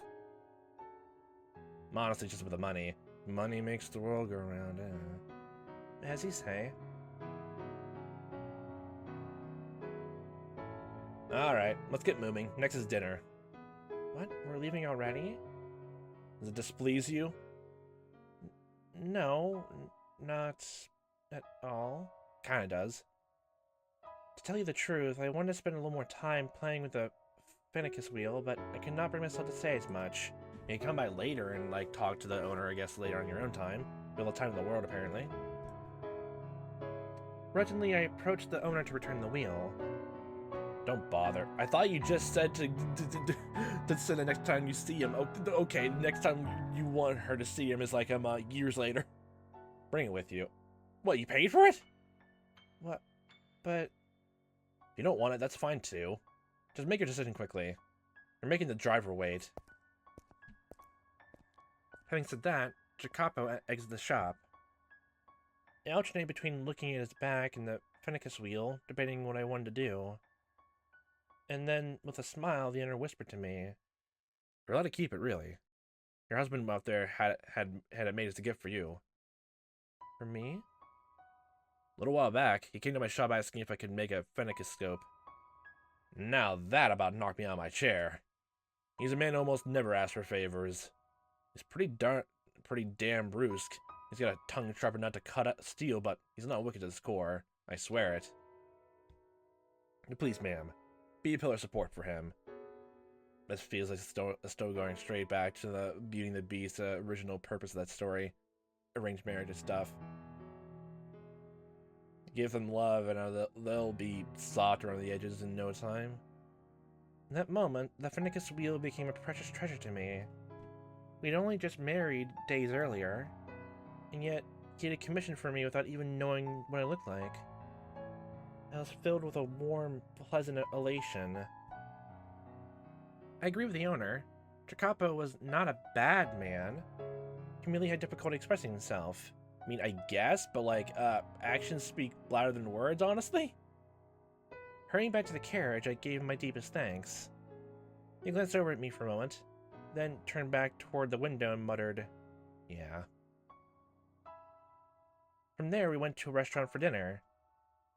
You call this pizza? The crust is an atrocity. It's like I'm chewing on rubber. Oh god, he's those kind of people. Yay, he's not a bad man. He's not a bad man. How can you wear my country's flag and not serve spaghetti? Do you have any shame at all? Wait, like, is this actually in Italy or is this in America? Or is like, I'm assuming that guy came, like, did he come from Europe and, like, moved here with her? Or, something. Okay? Again, I'm going right back to being confused about how Yukimazu was the last one. It'll never end. This one is pitifully unbalanced, far too high levels of acidity. Listen to me very carefully. The house wine is the face of a restaurant. He complained about every little thing. It was a complete disaster, but I still loved him. Please stop. But curiously enough, I was not at all put off by his behavior. The sun set, the carriage made its way up to a nearby hill. You're just still thinking about the scope, honestly, Gabe, honestly? Oh no. God damn it. Ugh. The cool nighttime breeze felt wonderful in my skin. Flesh and alcohol, the light from the gas lamps had a comforting warmth to it. Though Jacopo had complained about the quality of the wine, once he had intoxicated himself, his mood improved visibly. It made him unexpectedly talkative. Look out the city. A gloomy town that shuts down at night isn't suited to expansion or growth. The city isn't like that.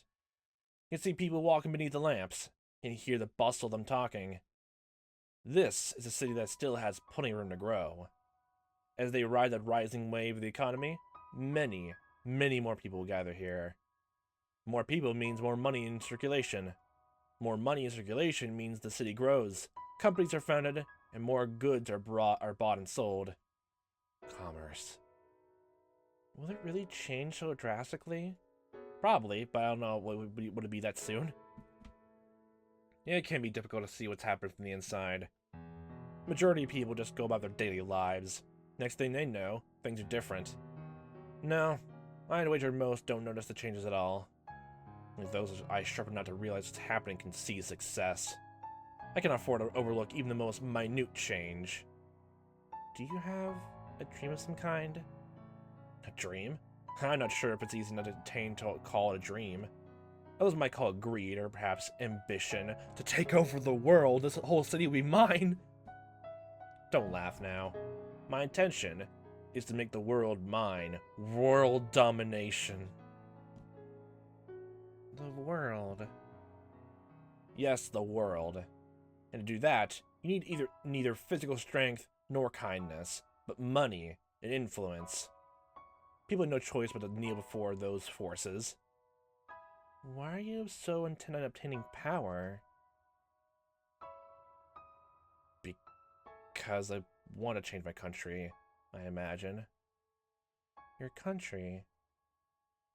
You are aware that I, like you, am an immigrant, right? Okay, I got that right. I got it in my head right. God, this time I got it right. I immigrated from island in the Mediterranean. No, not the same island as you. Probably geography speaking, I was wrong, honestly, but I got basically just right. My country is a peculiar place, where candor and violence go hand in hand. As a whole, the country is on the poor side, as nobody does anything about that. I am one of a few of my fellow countrymen who has set his sights in the New World. They are falling far behind other nations. If I find success here, perhaps that will catch their attention. But if it doesn't, then my country is doomed to collapse. You have much love for your homeland. My feelings are a little more complicated than mere love. But that's nothing you need to concern yourself with. I'm intrigued now, honestly. Like, the second he, gets a lot of money, here, he will, go back and invest in where he grew up, honestly, or he'll take over that place then, too. They treat me badly there, so I'm gonna take over it as well. Well, I remember not to get myself drunk on a woman again. Forget everything I just said. About time we head back to the house. We can't allow any weaknesses to get out. I can already imagine. Alright, but, what is it? Is it alright if I provide you encouragement as you try to attain your dream? I know my presence is more likely to be a hindrance, but I'd like to be there to watch as you trek forward. I suppose. Do as you wish. Thank you. You have my support then. Darling? Ugh, sent a shiver down my spine. Though not an unpleasant one. I'm glad to have you as my partner.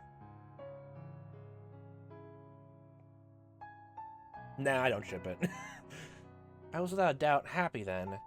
His smile, the things he said, the Fennicus wheel he gave me, they're all undeniably real. I guess, but... Those memories gave me the will to wait. The day things go back to the way they were. They allow me to believe. So if any other person comes up with being only nice to you, nicer than he ever was, you're like, no, I don't deserve this kindness. I can only deserve this guy's kindness then.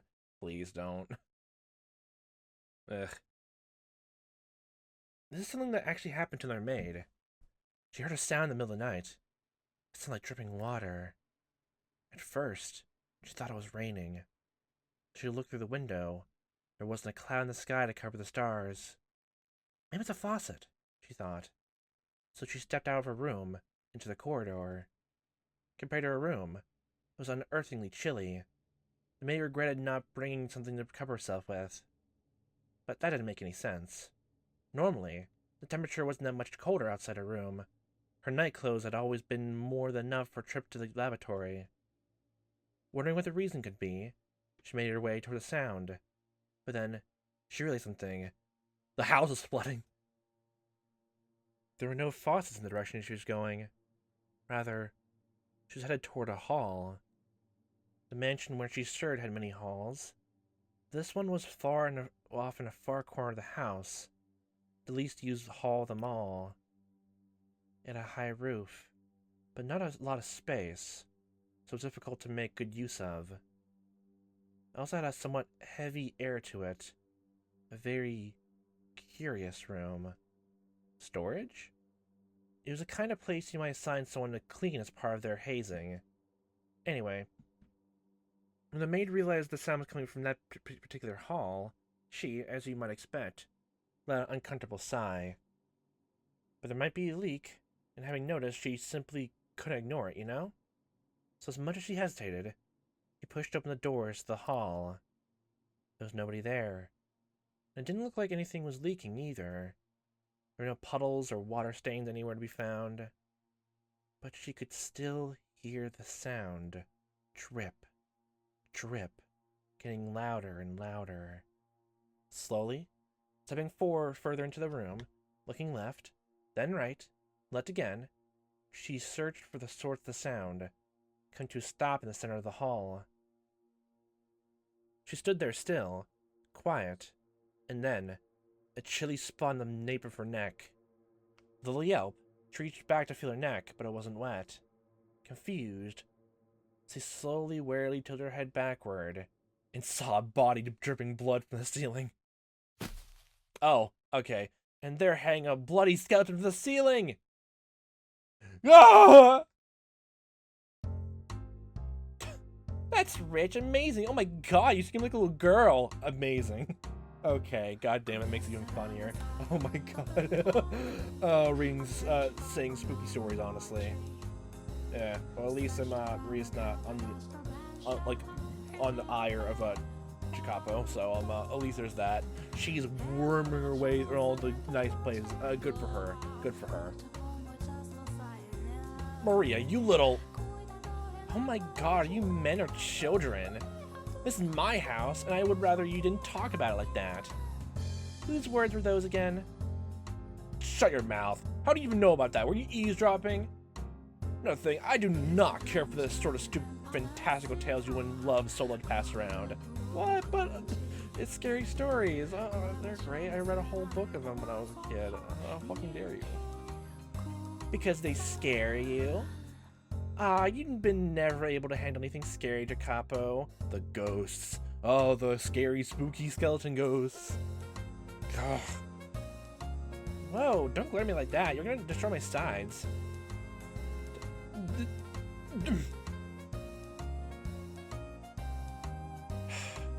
So, did you come here for the sole purpose of telling me that cheap tripe?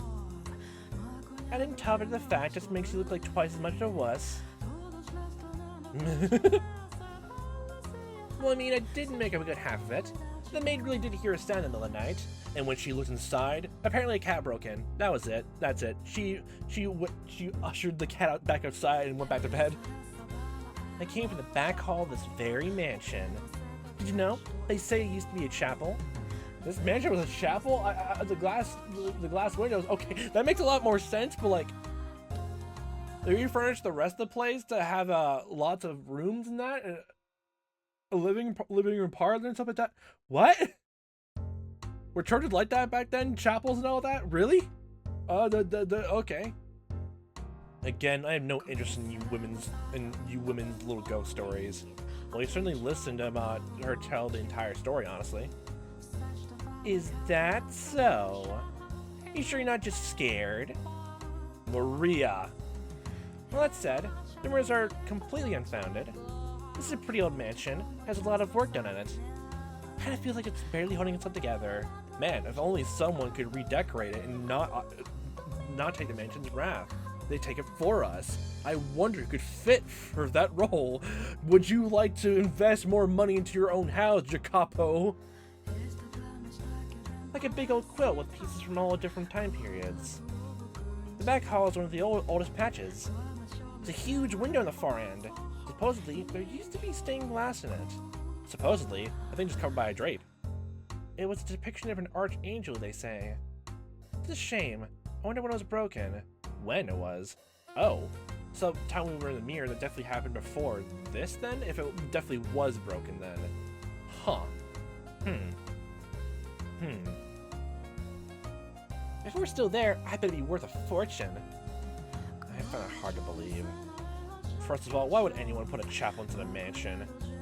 You get a point, I guess. Maybe the mansion was added onto it afterwards.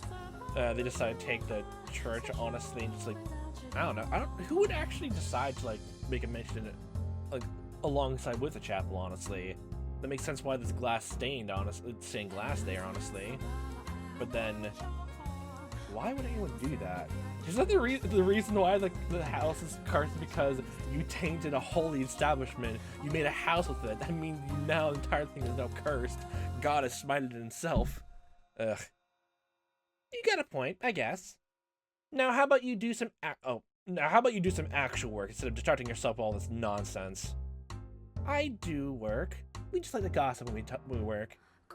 But, the other maids can be a bit nasty, you know? Dealing with other women is like walking on glass. Am I to blame for that? What if I said you were? Don't give me that look. They're just not fond of me, simple as that. Nothing you can do about it. Is that so? Oh yeah, I was talking to the madame and she was telling me you used to be quite the gentleman. Were you perhaps actually in love back then? You sure don't act like it, so it's easy to miss, but I guess you're not made entirely out of steel, flesh and blood. But apparently if he's a third different type of species of human, an investor, that means I guess he's not really true blood and organs then? He's literally just turned to steampunk roboticism? An automaton, the very first one. Just like when you were younger, you're still... Do not speak of that. We can't have like sentimentality here. We only speak of commerce, of money, of power. The past is not worth remembering. It is unnecessary. So to you, the past exists just to be cast aside. Nah, it's not important. Yeah, you throw away all your memories of your homeland and all that. You get some kind of quote-unquote love for, honestly. You don't want me to talk about it. I won't talk about it. But your wife... Yeah, never mind. I'll leave you be. I have to get back to work soon, or I'll be staring down the head maid's Arctic smile. Alright. If fancy strikes me, I'll drop by and we can trade more ghost stories. Maria... What? No ghost stories? Not ghost stories. How about other kinds of stories? With ghouls instead? Or monsters? No, not that. I've not forgotten those days. But, it's...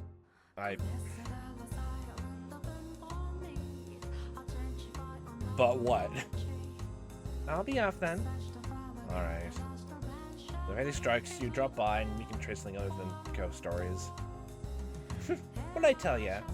I'll consider it. Goodbye. Okay then.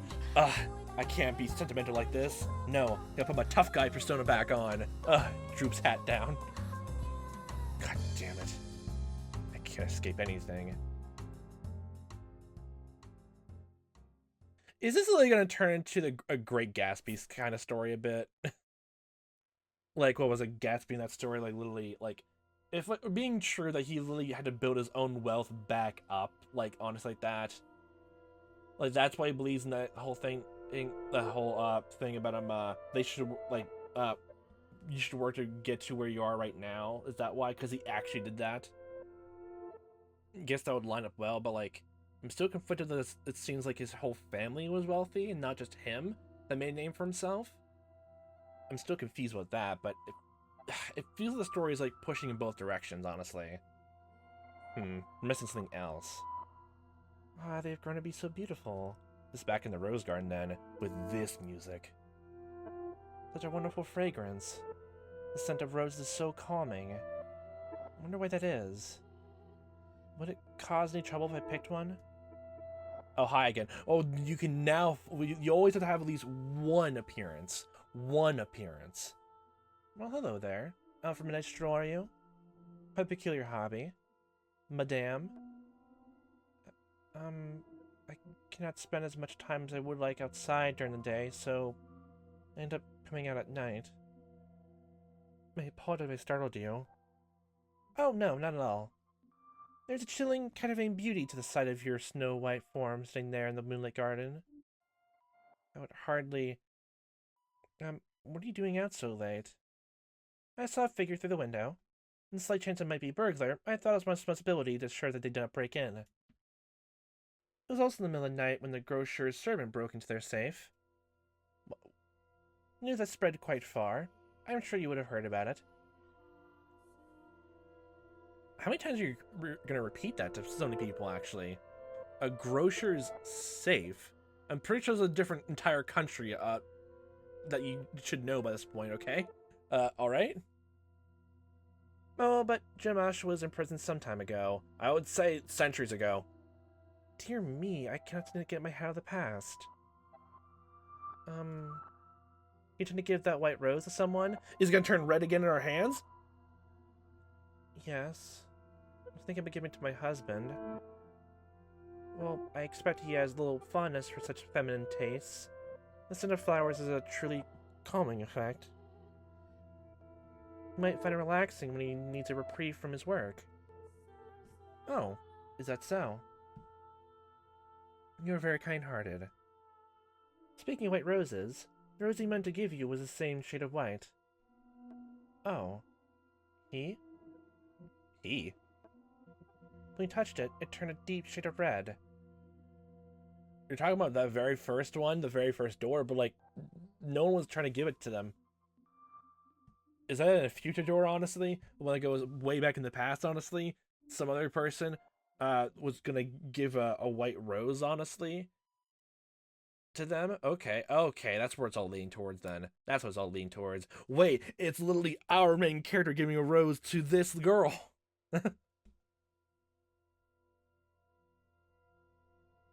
Back to this again. But that's literally from door 1, though. And she picked it herself. No, like...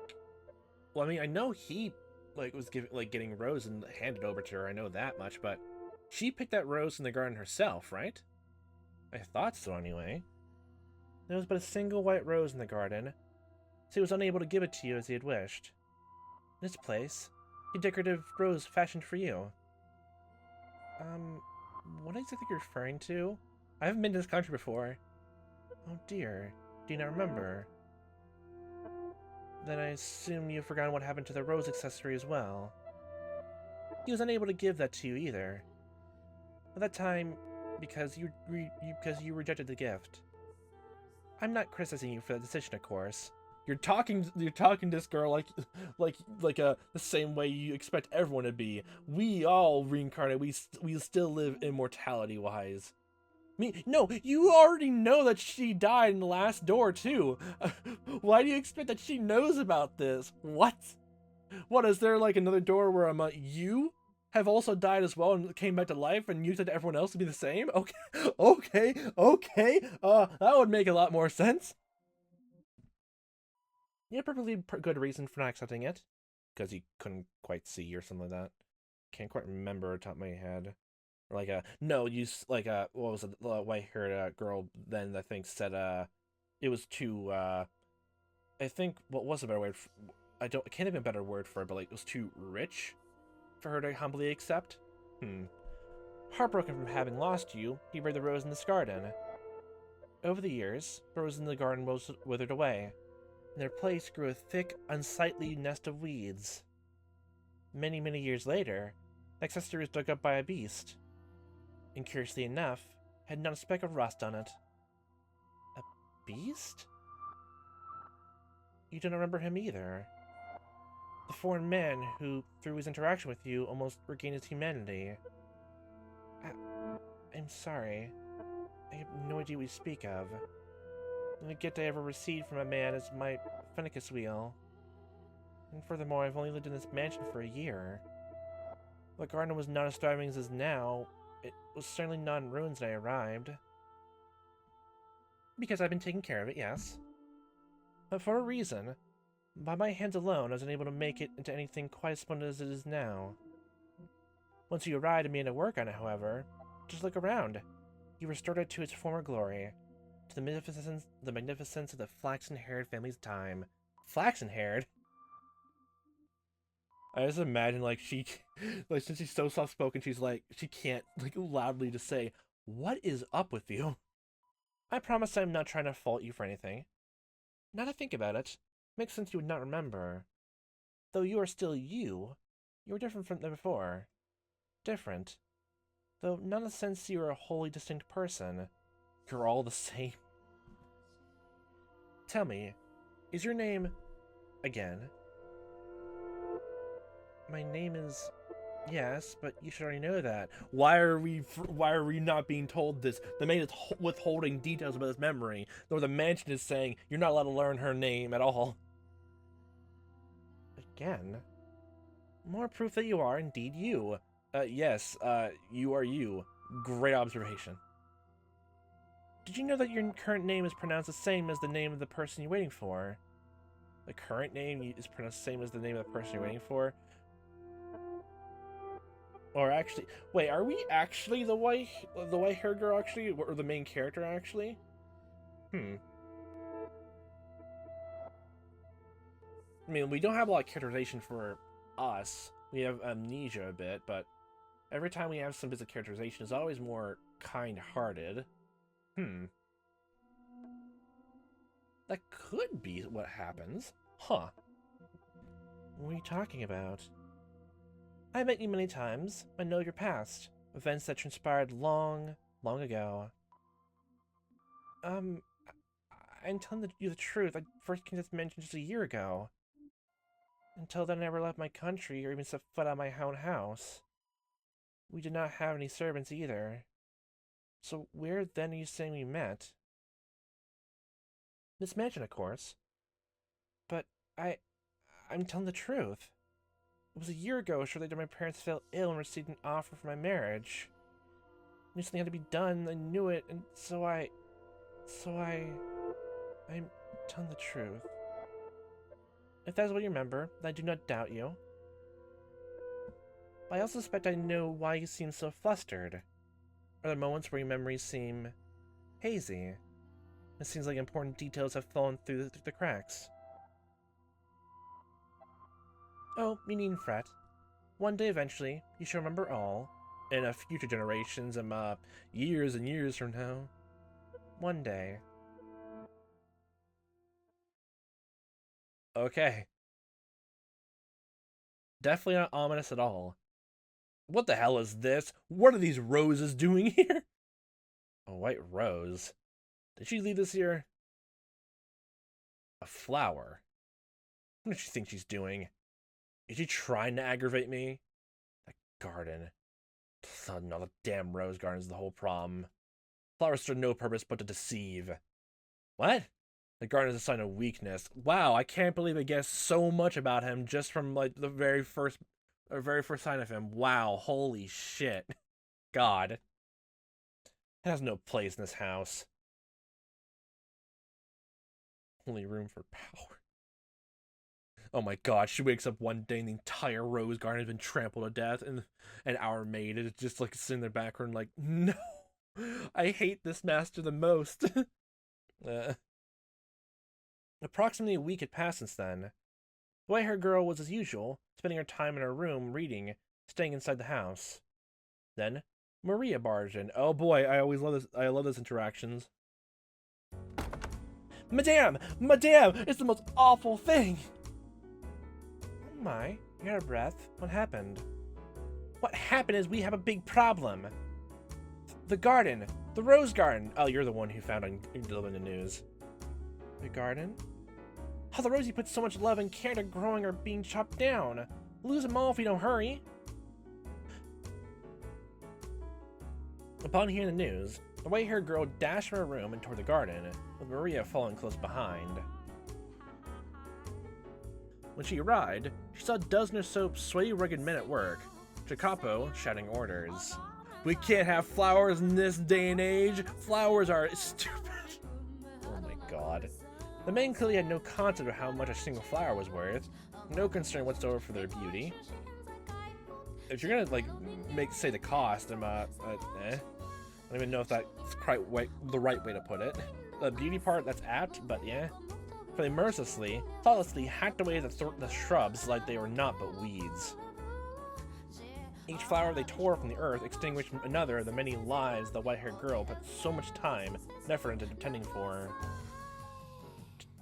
Jacopo, what are you... Oh, hello, Maria. I said you would come with her. Why would you do... Why? Why goes without saying. This house has no need of a garden. Damn flowers have no place here. Might as well do something worthwhile with the soil. A miniature railroad would be a better use of the space, and certainly a great deal easier in the eyes. I could even get my hands on some genuine wheels. You're just gonna slowly turn this into a steampunk mansion, that's literally what you're gonna do. The same wheels being used in the revolutionary transcontinental railroad. Slayer, later more further in the story, just gonna be becoming a walking, talking advertisement, are you? Propaganda for invest in trains, like the trains, go. 10 or 20 years in the line, they'll be worth a fortune. Jacopo, you know how much this garden meant to me, don't you? Honestly, I have no place here. Flowers are coming affecting people. They give you peace. We have no need for peace here, apparently. You're not by any means worthless. So you're saying that White Rose was your passive-aggressive way of telling me to calm down? You're a real piece of work. No, not at all. I simply thought you... At the end of the day, you're just using them for your own purposes. The trick and deceive. What do you think she was doing before she even gave you any roses? She knew this rose garden was nothing but... Jacopo! You've gone too far. This isn't right. Gone too far? This is my mansion. What I do with my property is my business. With that rose arch out of the picture, I have a much better view. Oh, is it arch? There won't be anything blocking the sun any longer. Weren't you supposed to be sensitive to sunlight? Spend too much time out here and you're liable to fall ill. Get back inside now. You too, Maria. Jesus. The poor thing. Though she did not say a word, she was surely thinking, are you truly that determined to rob me of my sanctuary? The words trilled around her head, able to make the final journey to her lips. She stood there, looking down at her own feet as her husband marched off, and listened to the screams of the roses being reaped. Oh no, she could actually hear the screams of the plants crying out for help. After being torn down by Jacopo, the garden reverted to a state of ruined desolation. A shame, after the work that went into restoring it to the beauty it had into the flesh-and-haired family. And as Jacopo had said, in its place went scraps of metal, train wheels, prototype models, carbon rods. It's just turned into a giant garage anyway.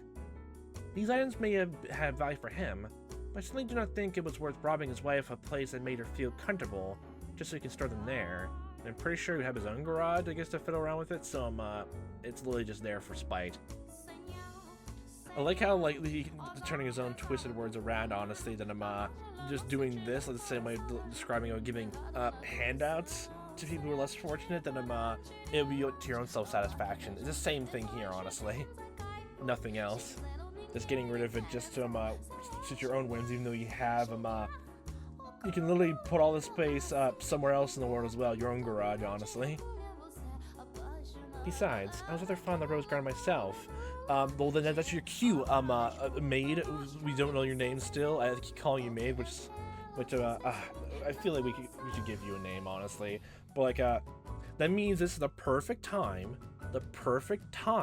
to curse a certain someone. Then, you know, I'm not saying who because I'm not cursing someone to be a bit too malicious and all that. But I'm sure you as you mentioned before, like you can make an exception and excuse this one time, right? Right? Yeah, right. Go at your own leisure. The roses seemed to evoke a sense of nostalgia in me. I felt as though somewhere far beyond the edge of my memories, I'd seen another garden of roses, modest though it may have been. I can remember when it was. Does that come as a surprise to you? I'm quite sure there are periods of the mansion's history of which I am not aware. In any case, Capo had caused many people great pain in order to repurpose that garden for himself. Many people? Like even the other maids? Like you were fond of the place as well? He continued to walk all over his wife. Whenever she tried to do something kind for him, he'd brush her off, saying, "That's not your place." He paid no mind whatsoever to the looks of dejection that rose to her face each time he rejected her. He began to wonder if anything she had said about the man he had been a year earlier was actually true. No? We already heard, like, well, more like in a weird telling of how she'd put it. It was kind of already there. He was rude, but if like what she thought happened that day was not really true, then he was way more rude than even we saw. That was mostly the kind version of it. Him just yelling at waitresses and waiters, honestly, there going against customer service and all that. It was worse then, I guess. If we're going with that unreliable narrator trope, then again, okay. Wow, he was worse then. Oh, he got me this wheel, but he had to con someone out of it. Oh gosh, dang it. And even on more and more and on like that, even much more than. He didn't even shiver at the wedding. Nervousness. No, it was just another stupid business transaction for him. Yeah. And if it was true, could a person really go through such a drastic change of heart in such a short time? What do you think, Master? No, he was hiding it, if that whole story was true. No. I've spoken enough about me already. Not about you. You have not said a single thing about you. No, keep going. I seem to be talking a lot about myself this time. It was only a few sparse times. Continue talking about yourself. Speak your life story. But that is hardly appropriate behavior for a maid. Well then, since we're the master of this house apparently, then I give you said permission. Continue. Now let's return to our tale. God damn it. That evening, the white-haired girl sat in her room staring sorrowfully at her Pennicus wheel.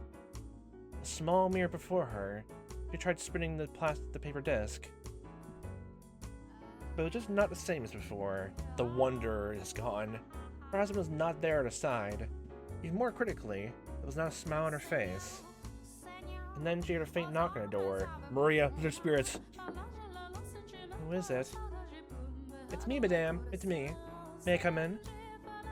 Oh, Maria. Of course, come in. What are you doing here this time of night? We're just wondering how you're doing. Should I let you alone? Oh, it's no trouble at all. I'm always glad to have you. Make me blush, madame. Blush. I get the feeling you were a little down the dumps. Rightfully so. I'm not here because I need to be. I just kinda end up here, I guess. Kinda end up here. You were drawn to cheer her up. Maria. Sorry, not making any sense. Well, it'll make sense later for you. I can be a bit of a busybody, you know? Trouble with boundaries, I guess. Never been able to fix that. No, I don't consider you intrusive at all. I cannot count how many times your bright smile and cheerful energy has shone a light on me when things are dark. If I didn't have you, I would have given up already. You seem to see right through me. You know you're exactly right. I'm feeling a little dispirited. That garden was an even bigger life raft than I thought. Perhaps I'm being overly dramatic, but the roses were almost like children to me. I get it, I do. You put your heart and soul into tending that garden. It was obvious how much you loved them.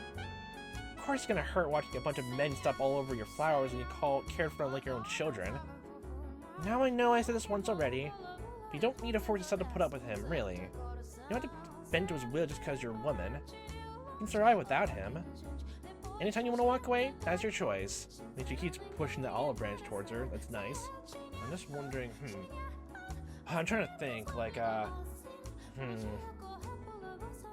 trying to think about, like, how a divorce would work, like, back then. Would she still be able to have some money if, like, she manages, like, to just divorce him? And she makes some kind of, like, living for herself? And she decides to leave? Like, where would she even go besides here, like, when we spent here for a year, she would have, more time to look around and, like, get a lay of the land, I guess, and get used to the customs then.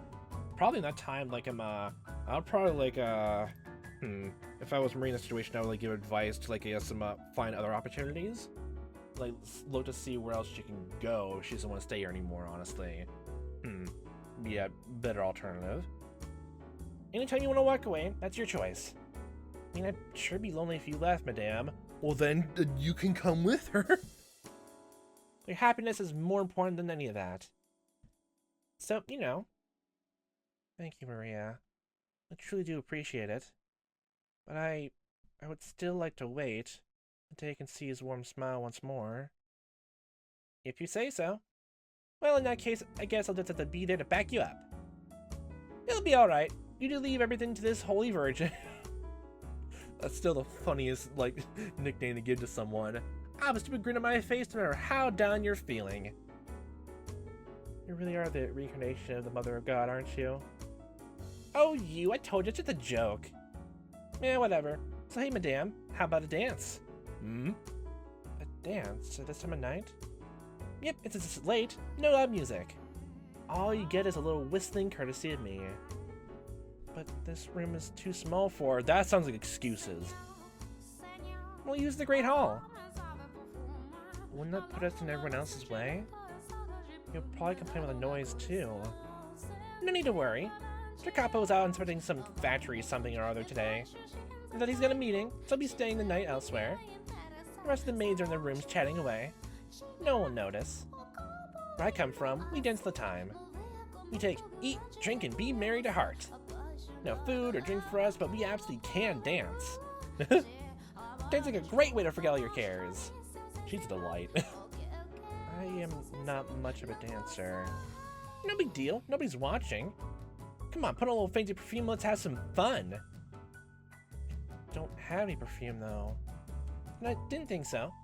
You got all the right ingredients, madame, but you don't try to make anything special out of them. You got so much potential, but not even a decent-sized wardrobe. At the very least, you should wear some perfume. Which is why, ta-da! I brought some with me. Aw. The maids are in love with this stuff. It's a big hit with women all over the country. The base is vanilla. It's got several other fragrances mixed in. Oh, give it a try. It smells divine.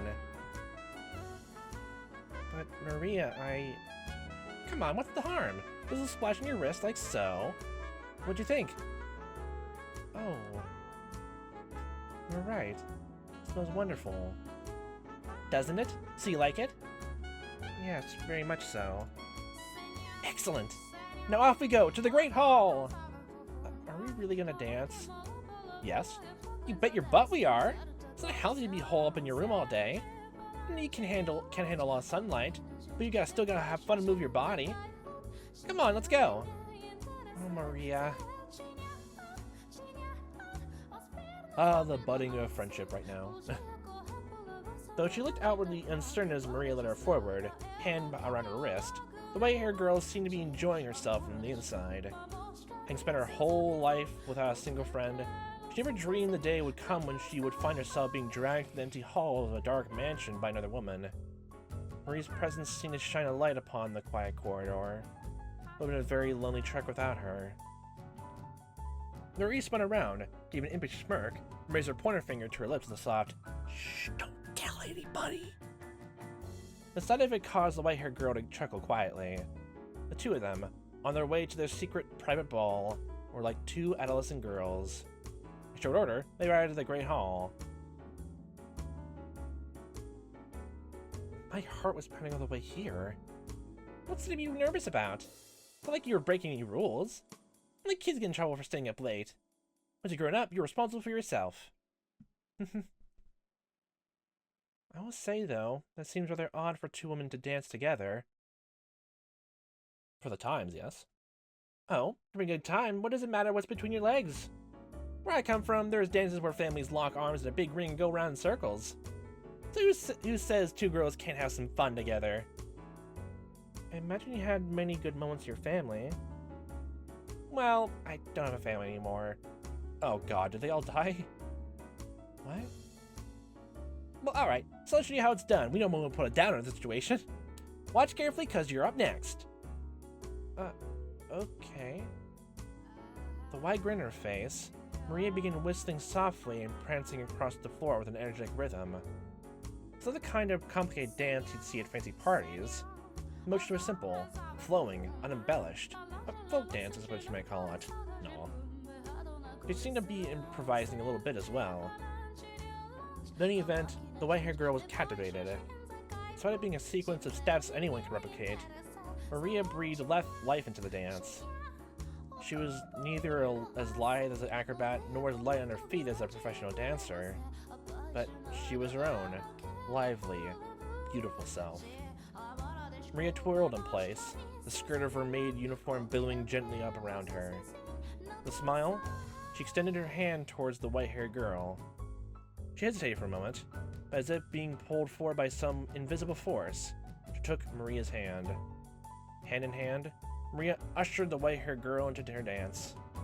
It was just the two of them, but you could almost see the crowd forming around them. Other people stepping up to join in. That's it, madame. Doing great. Now lift your leg up, good, and spin like so. This is not easy, Maria. I'm having trouble following along. Well, you'll get the hang of it, honestly, and if not, then it'll be fun just doing whatever. You can do it. Looking good so far. You're your natural, madame. Maria, I won't fall for your flattery. I mean it. The whispers of the two girls, their muffled laughs. Step, hop, step, step. The rustling of fabric. Many different soft sounds layer atop one another, creating a little bubble of happiness in the center of the hall. The white-haired girl's movements were a great deal clumsier than Maria's, but Maria would never disparage her for that. On the contrary, she showered her with praise. As flustered as the white-haired girl appeared, I imagine she was quite pleased. Before long, the tightness in her face muscles loosened. A smile spread across her lips. She began to brighten up. See? What'd I tell ya? Fun, huh? Yes, I'm quite surprised. Both that I can dance and I enjoy doing it so much. Glad to hear it. They exchanged looks and both laughed. That might have been the first time I'd ever seen the white-haired girl so delighted.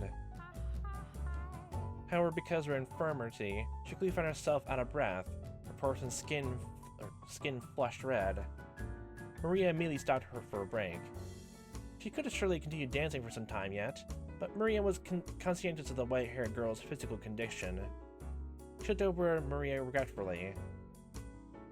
My apologies, if I only had more stamina. I'm hardly a suitable partner for you, Maria. Sure you are. This is all to cheer up, madame. So as long as you're having fun, nothing else matters. And heck, I enjoy myself plenty too. What do you think? Would it be nice to do this again sometime? Whenever you're feeling down, let's dance. If you really do enjoy dancing with a frail girl like me, then I'd be glad to. Have a little more confidence in yourself, madame. You're so pretty and kind-hearted. I have loads of fun when I'm with you. So you don't need to be so hard on yourself, got it? Thank you. The pleasure is mine. 'Tis an absolute honor to have the rare opportunity to see such a bright smile on your face, madame. My apologies for keeping you up so late. I should get back to my room. Oh, I didn't even realize what time it was. It's like already like fucking 4 in the morning. I'm more than up for a little more gum flapping. Gum flapping? You improved my mood more than adequately. I do not want you to be tired for work tomorrow. Aw, okay. Well then, let's get out of here. Yes, let's. Smells on both their faces. They made to exit the Great Hall. And before they reached the door, it swung open. Okay, well, I'm assuming that's Jacobo. Jacobo. Oh, God. Well, I think I'll leave things off for right here. Okay, I'm probably imagining, like, they'll do it more and more often than Jacobo caught them, and based on who he is, so far, you won't take that kindly to it, even though it seems like he's on good terms with Maria, honestly. He does whatever he pleases, but I'm actually think I'm following it, like, in line with the story a bit much more, honestly. I wonder why. But, like, just seeing, like, seeing the story, like, more focused on, I guess, more, I guess, the industrial age and moving on through that is an interesting way to take it, honestly. Like, I'm trying to think, like, seeing how that, Where Her Girl is also, like, being reincarnated in the story as well. Besides of it, actually, as well, she keeps the same name no matter what era like we see in the story. Every time she has the same exact name, but we're not told exactly what the name is. Probably never, or probably by the very end, maybe. That's what it seems like. It's almost like how reincarnation is honestly in like the Legend of Zelda series, like how that comes to play. Ganon, Link, then Zelda, honestly. All three of those, all the three names all at once. Like anytime like that kid is born to like inherit that name, honestly, like I can just imagine like no matter what in the world, just like this story, doesn't matter if the name is out of fashion, doesn't even fit the country they're in, they're like, no, we gotta name our child this. Honey, are you sure? What that's nothing to do with the common names around here. I want my child to be called this, nothing else. I can only just imagine the weird looks every time the girl's father, no matter what reincarnation she's in, her father's like, okay then, I guess we're calling her that. I can just only imagine. But it seems like the story is gonna more focus on I guess Maria and the white hair girls, I guess relationship. It seems it's definitely going to like maybe more romantic side, honestly. That or literally just the entire first scene of Maria literally just like saying about oh, this little piggy going into my mouth to lick. Like that came out of nowhere, but I don't know how to interpret it any other way, so I'm keeping it in my brain. Even if the story doesn't go that way, it's true for me, okay? Okay? It's been shipped, it's been sailed, it's been sung. Okay.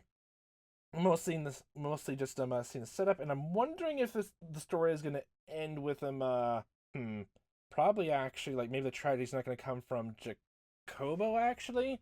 It's probably just gonna be the tragedy of those two, honestly, and nothing else, which would be sad in of itself. I guess only time will tell then. It's very still interesting them like a setting for the story to be in. Like it's definitely just more trains and all that, but I definitely can sense a bit of steampunk and maybe at least Jacobo's design. That's probably another reason I like how he looks a tiny bit.